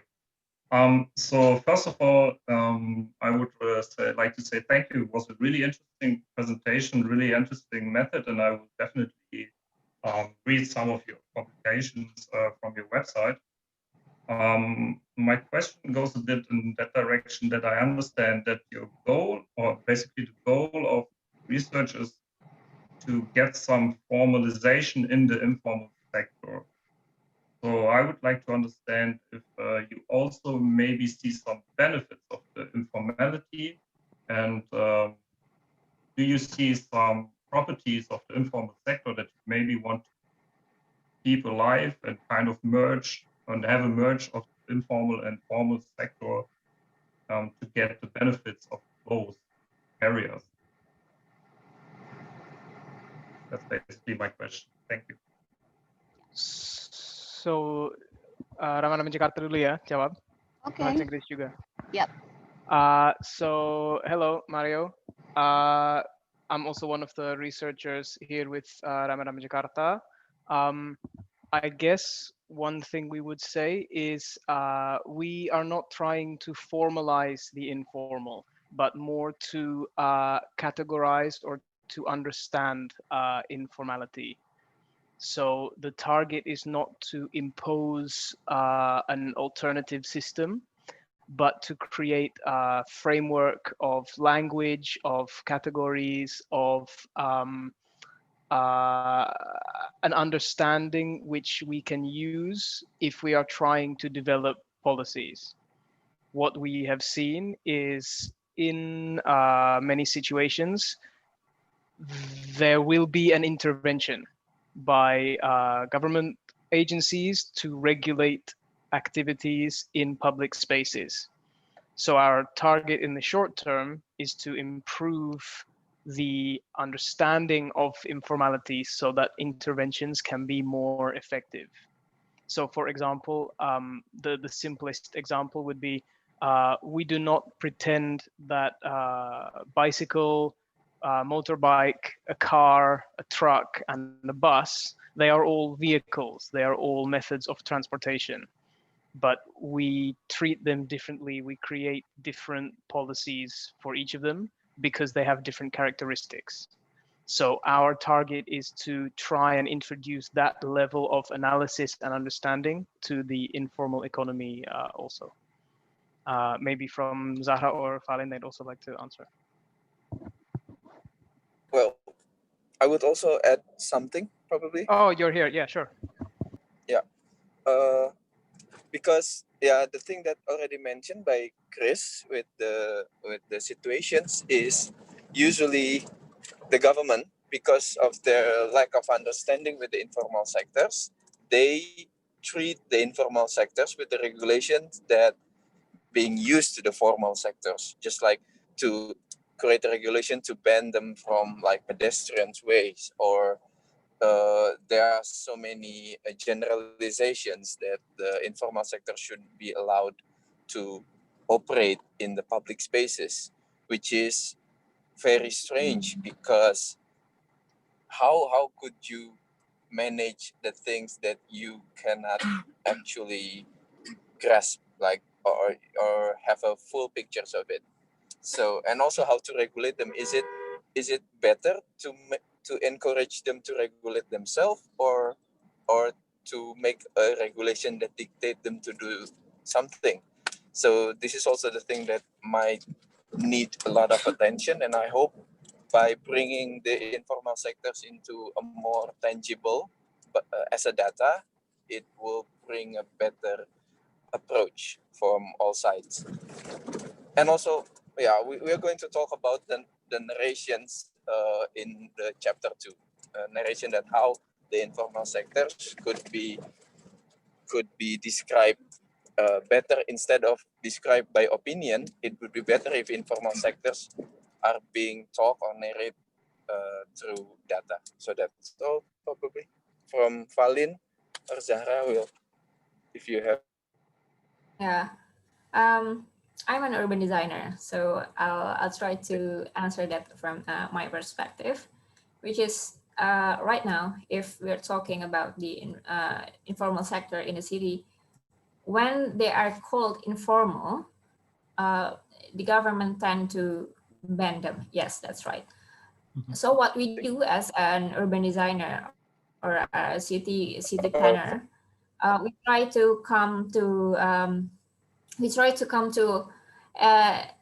going halfway. So we try to coexist within the city and the informal sector, but also try to educate the government to coexist with the informality, because a city, as I answered you before on your previous question, the informal sector adds a livelihood to the neighborhood, right? So that's why we cannot ban them from the city. But what we have to do is coexist within each other. And how to make the city coexist with the informality? One of the method is the taxonomy that the RRJ already established is one of the way as to make the government more informed about how and how to manage them, or how to develop an area for them, let's say. Because as an urban designer, sometimes we have to make a hard decision, because yes, we have to prioritize the pedestrian, but we also don't want to make the area like dead or empty, like there's no public life in there, right? So I think the answer is we're going bottom up and top down to meet in the middle and coexist within each other, I think. Maybe Zahra wants to add something. No, not really. I agree with you that the government should really figure out a way to let the informal and the formal sector coexist with each other. The government do really try to understand the informal sector, but sometimes the way the government defines things like OMKM, small medium enterprise, and then they think that giving them credit, like credit usaha rakyat, if you know, so it's like the credit that the government gives to this informal sector, they think that it's a solution to formalizing them, but do you really need to formalize this informal sector? Do you really need to formalize this? This is the kind of question that we really need to ask. Yeah, agreed. And also there's one more question from Iqbal, I think. In what way the government wants to ban the informal sector? Mungkin in Indonesia,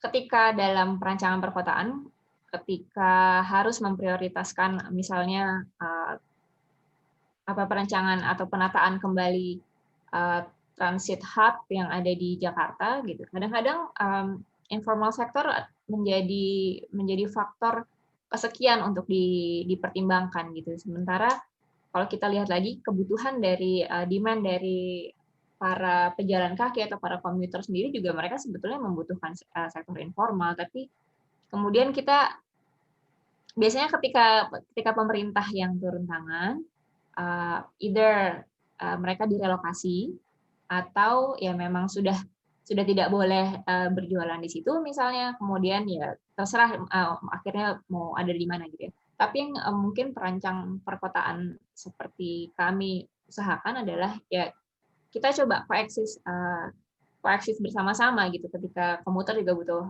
sektor informal juga butuh komuter misalnya untuk keberlangsungan usahanya. So what we do adalah kita mempersiapkan suatu tempat atau suatu area dan sistem mungkin ya sistem manajemen antar mereka sendiri gitu, seperti apa kita tetapkan peraturan misalnya harus menjaga kebersihan, tidak boleh buang sampah buangan atau bekas buangan cucian di trotoar misalnya, something like that. Jadi sebenarnya bukan harus tidak ada, tapi mungkin ya jalan untuk koeksisnya kadang-kadang kalau di kota kan macam-macam gitu.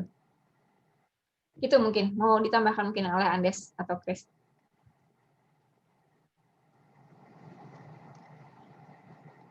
Ya, kita kehilangan Mas Andes di sini. Mungkin ada yang mungkin Chris bisa menambahkan? Iya, mungkin. Jadi sebenarnya secara apakah pemerintah mau singkirin sektor informal? Menurut aku juga enggak. Tapi ya pastikan kalau pemerintah, kalau badan-badan pemerintah targetnya selalu itu mengelolakan fenomena yang ada kan di dalam petugasannya mereka. Jadi misalnya kayak Mbak Valin bilang tadi, kalau saja ada konflik antara beberapa pihak di kota, misalnya secara penggunaan ruang publik untuk kegiatan perdagangan antara atau pejalan kaki yang juga mau lewat, itu ya kita mau membantu membuat pengelolaan yang lebih gesit gitu, yang enggak selalu berdasarkan ya kegiatan apapun yang informal di kawasan ini tidak diperbolehkan, walaupun kadang-kadang ya diperlui. Misalnya kalau Car Free Day kan di Jakarta sebelum zaman pandemi ini, ya keberadaan informalitas di sana nggak cuma diperbolehkan tapi juga disukai gitu. Atau ya pada hari raya juga kan, gimana kalau nggak ada ya pedagang yang jual makanan minuman hal yang kita perlu gitu. Jadi ini nggak kayak narasinya nggak usah sampai ada perang antara formal dan informal, tapi ya kalau kita kurang paham sesuatu nggak mungkin pengelolaannya pas juga. Itu mungkin tambahannya dari aku.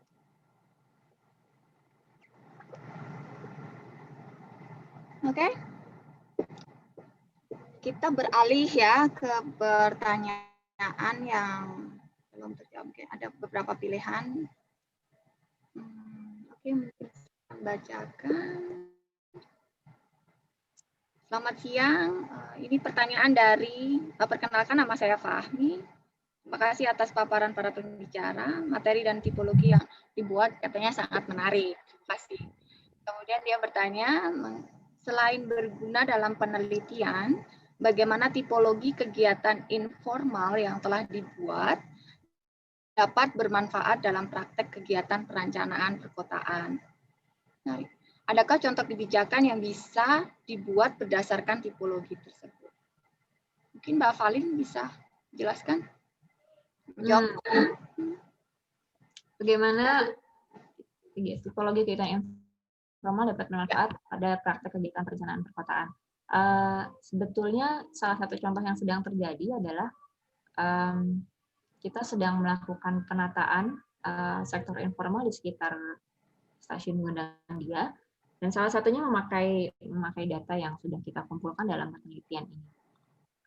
Apa sih manfaatnya gitu? Kita bisa kasih insight kepada pemerintah Kota Jakarta pada khususnya untuk proyek ini, bahwa berdasarkan tipologi tersebut sebaiknya kita mengelompokkan atau memanage area tersebut seperti apa. Apakah berdasarkan misalnya tipologi jualan atau apakah berdasarkan ukuran misalnya, atau berdasarkan apalagi gitu. Jadi sesungguhnya ini sangat bermanfaat sih untuk insight para pengambil kebijakan, dan terutama ketika masuk ke dalam desain juga itu menjadi salah satu faktor penting ya untuk menyediakan tempat yang seperti apa sih yang sebenarnya cocok untuk mereka. Misalnya gitu, ketika yang di data ternyata lebih banyak vendor-vendor yang makanan misalnya. Biasanya mereka kan akan butuh tempat cuci atau butuh sumber air bersih atau butuh buang air bekas cuciannya gitu, dan itu yang harus kita pertimbangkan ketika dalam desain. Berarti kita harus menyediakan drainase misalnya, atau kita harus menyediakan sumber air bersihnya dari mana gitu kan. Contoh paling sederhananya itu sih. Tapi mungkin juga ini juga bisa berkembang ke arah yang lebih luas ya, kayak misalnya ketika contohnya adalah ketika sektor informal agak diformalisasi menjadi contohnya seperti Tamrin Line gitu, atau tempat-tempat lain kayak misalnya di Blok M gitu ya.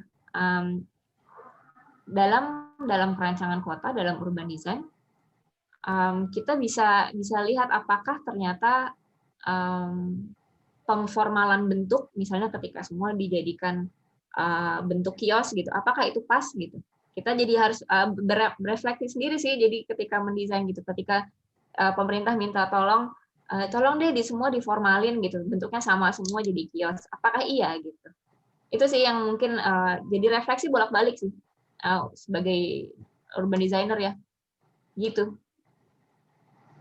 Mungkin Andes atau Chris mau nambahin sebagai desainer. Iya, mungkin kalau aku boleh nambah dulu. Sebenarnya mungkin cara yang dari RRJ sedikit lebih radikal ya dari itu. Karena semua yang Mbak Valen bilang itu benar, tapi dari data Kota Anatomi ini, terutama dari metodologi yang menggunakan siklus minggu dan siklus beberapa kali perekaman video per hari, itu menampilkan sesuatu yang sangat-sangat jelas. Itu kalau kita mau ngomong perencanaan perkotaan, itu kita harus mulai mikir dengan perencanaan berdasarkan perubahan jam per jam, perubahan waktu. Karena si data dari penelitian Kota Anatomi ini menampilkan keberadaan dan komposisi sektor informal tidak stabil.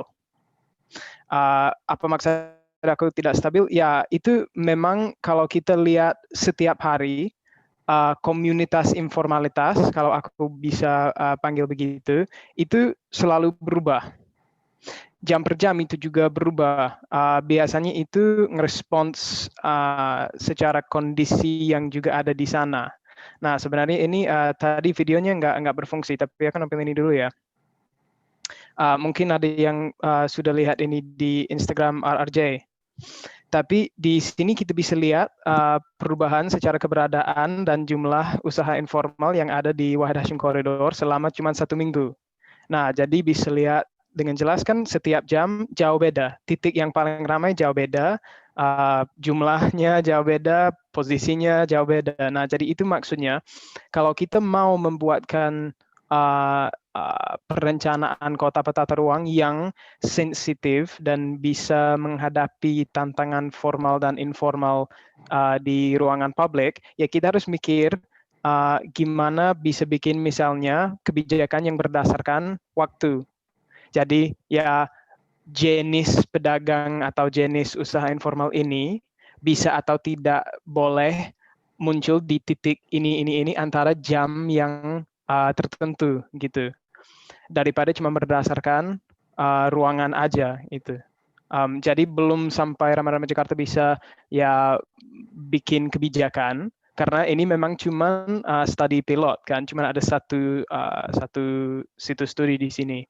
Tapi itu menampilkan ya kekurangan cara perencanaan kota sampai sekarang.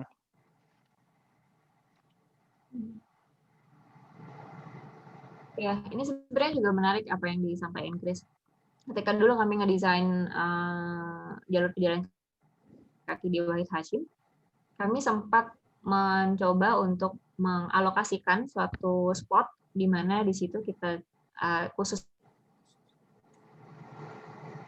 di lapangan, mereka nggak ada yang memakai tempat tersebut gitu. Jadi kayak sebagai desainer kayak kenapa ya gitu, padahal kemarin sebelum ada intervensi desain itu banyak gitu di situ teman-teman sektor yang formal. Kemudian ya itu juga kenapa sebabnya akhirnya kita bikin penelitian ini.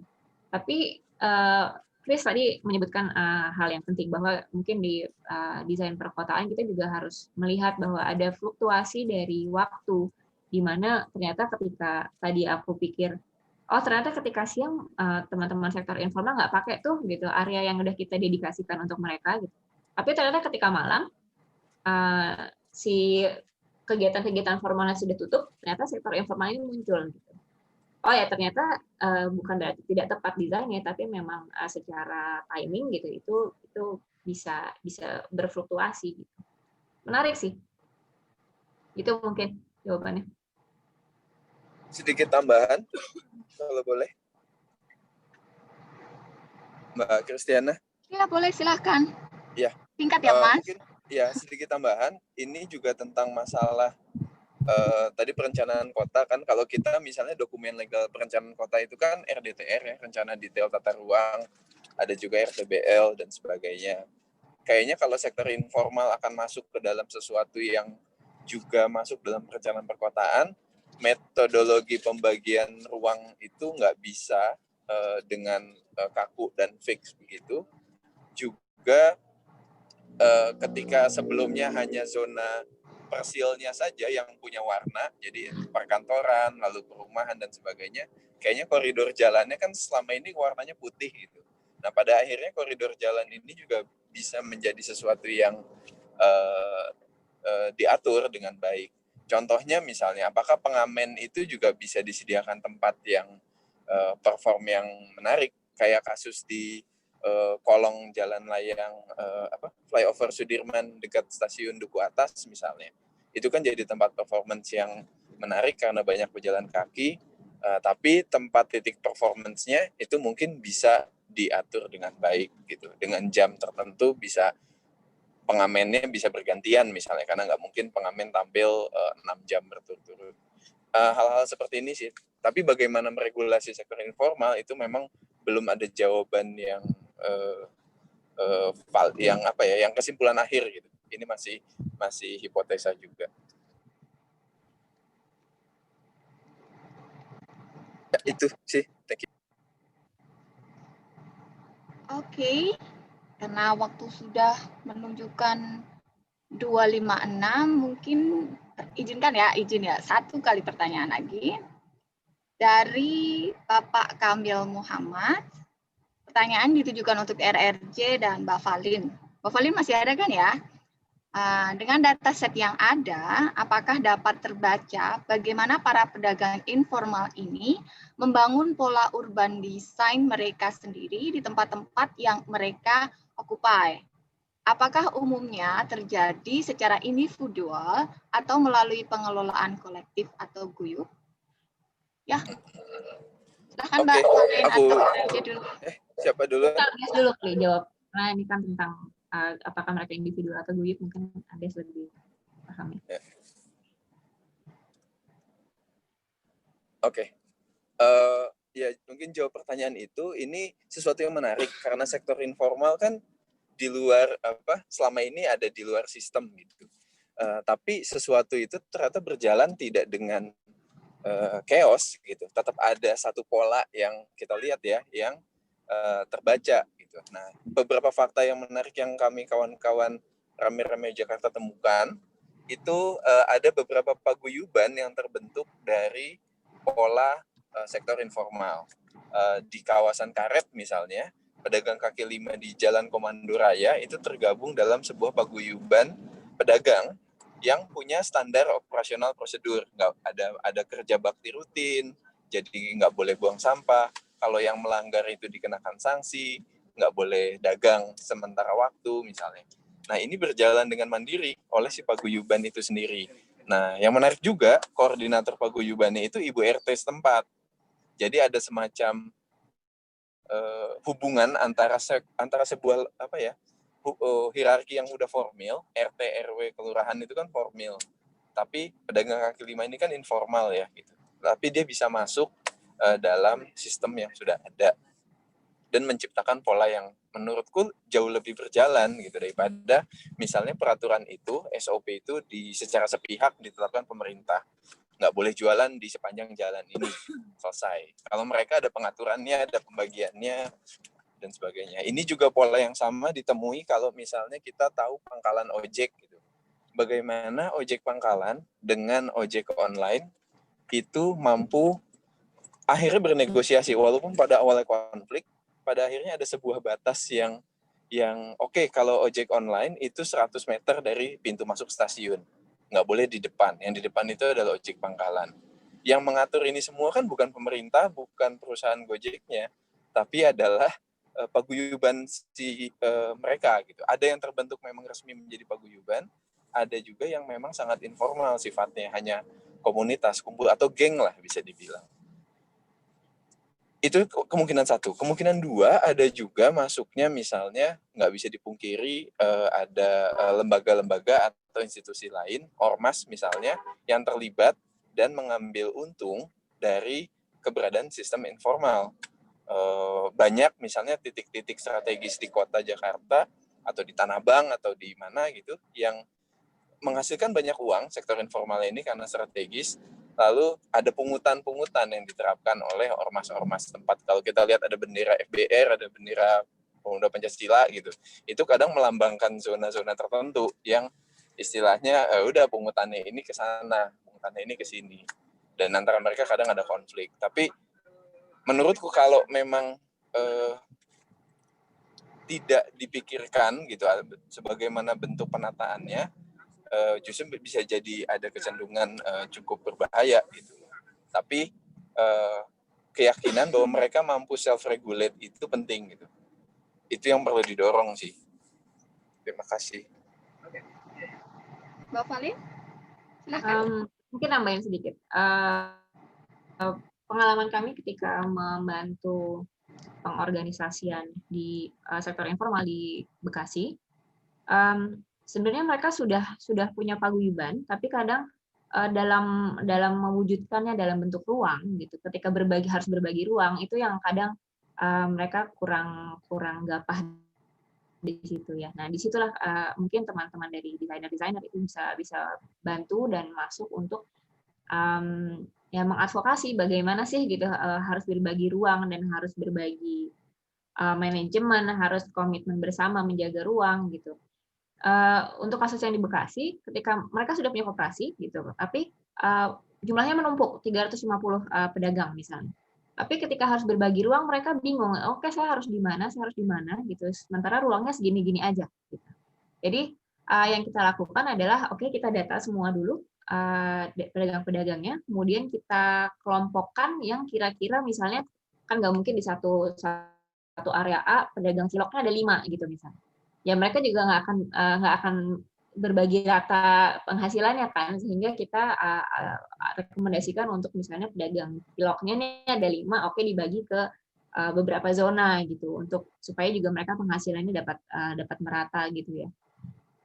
Hal kayak gitu sih yang mungkin apakah itu urban design oleh mereka gitu, iya, tapi mungkin tetap perlu dibantu oleh teman-teman yang profesional gitu. Itu disitulah menariknya interaksinya di kota ya. Gitu mungkin. Ya, terima kasih Mbak Valin, Mas Andes, Mbak Zahra, dan rekan-rekan mahasiswa dari Universitas Diponegoro. Karena waktu sudah jam 3 ya, sepertinya semua peserta juga sudah capek. Tapi jangan lupa, kita masih punya serial webinar yang kedua dan yang ketiga yang akan kita selenggarakan. Ini pertama, mungkin yang terakhir mungkin akan kita selenggarakan di November 2020. Kemudian untuk hasil-hasil penelitian, kalian bisa akses ke website kita, ke rameramejakarta.org/kotanotomi. Di sini kalian bisa unduh secara gratis. Kalian juga bisa kontak melalui website ataupun di Instagram kita, Rame Rame Jakarta. Dengan senang hati kita akan sharing dan diskusi melalui itu. Kemudian sekali lagi jangan lupa, sebelumnya di sini kita punya oleh-oleh nih, kita bikin kaos khusus yang identifikasi dari Rame Rame Jakarta, informalitas di sini. Kalian bisa order melalui website atau melalui Instagram. Nanti kita akan respon di situ. Di situ juga ada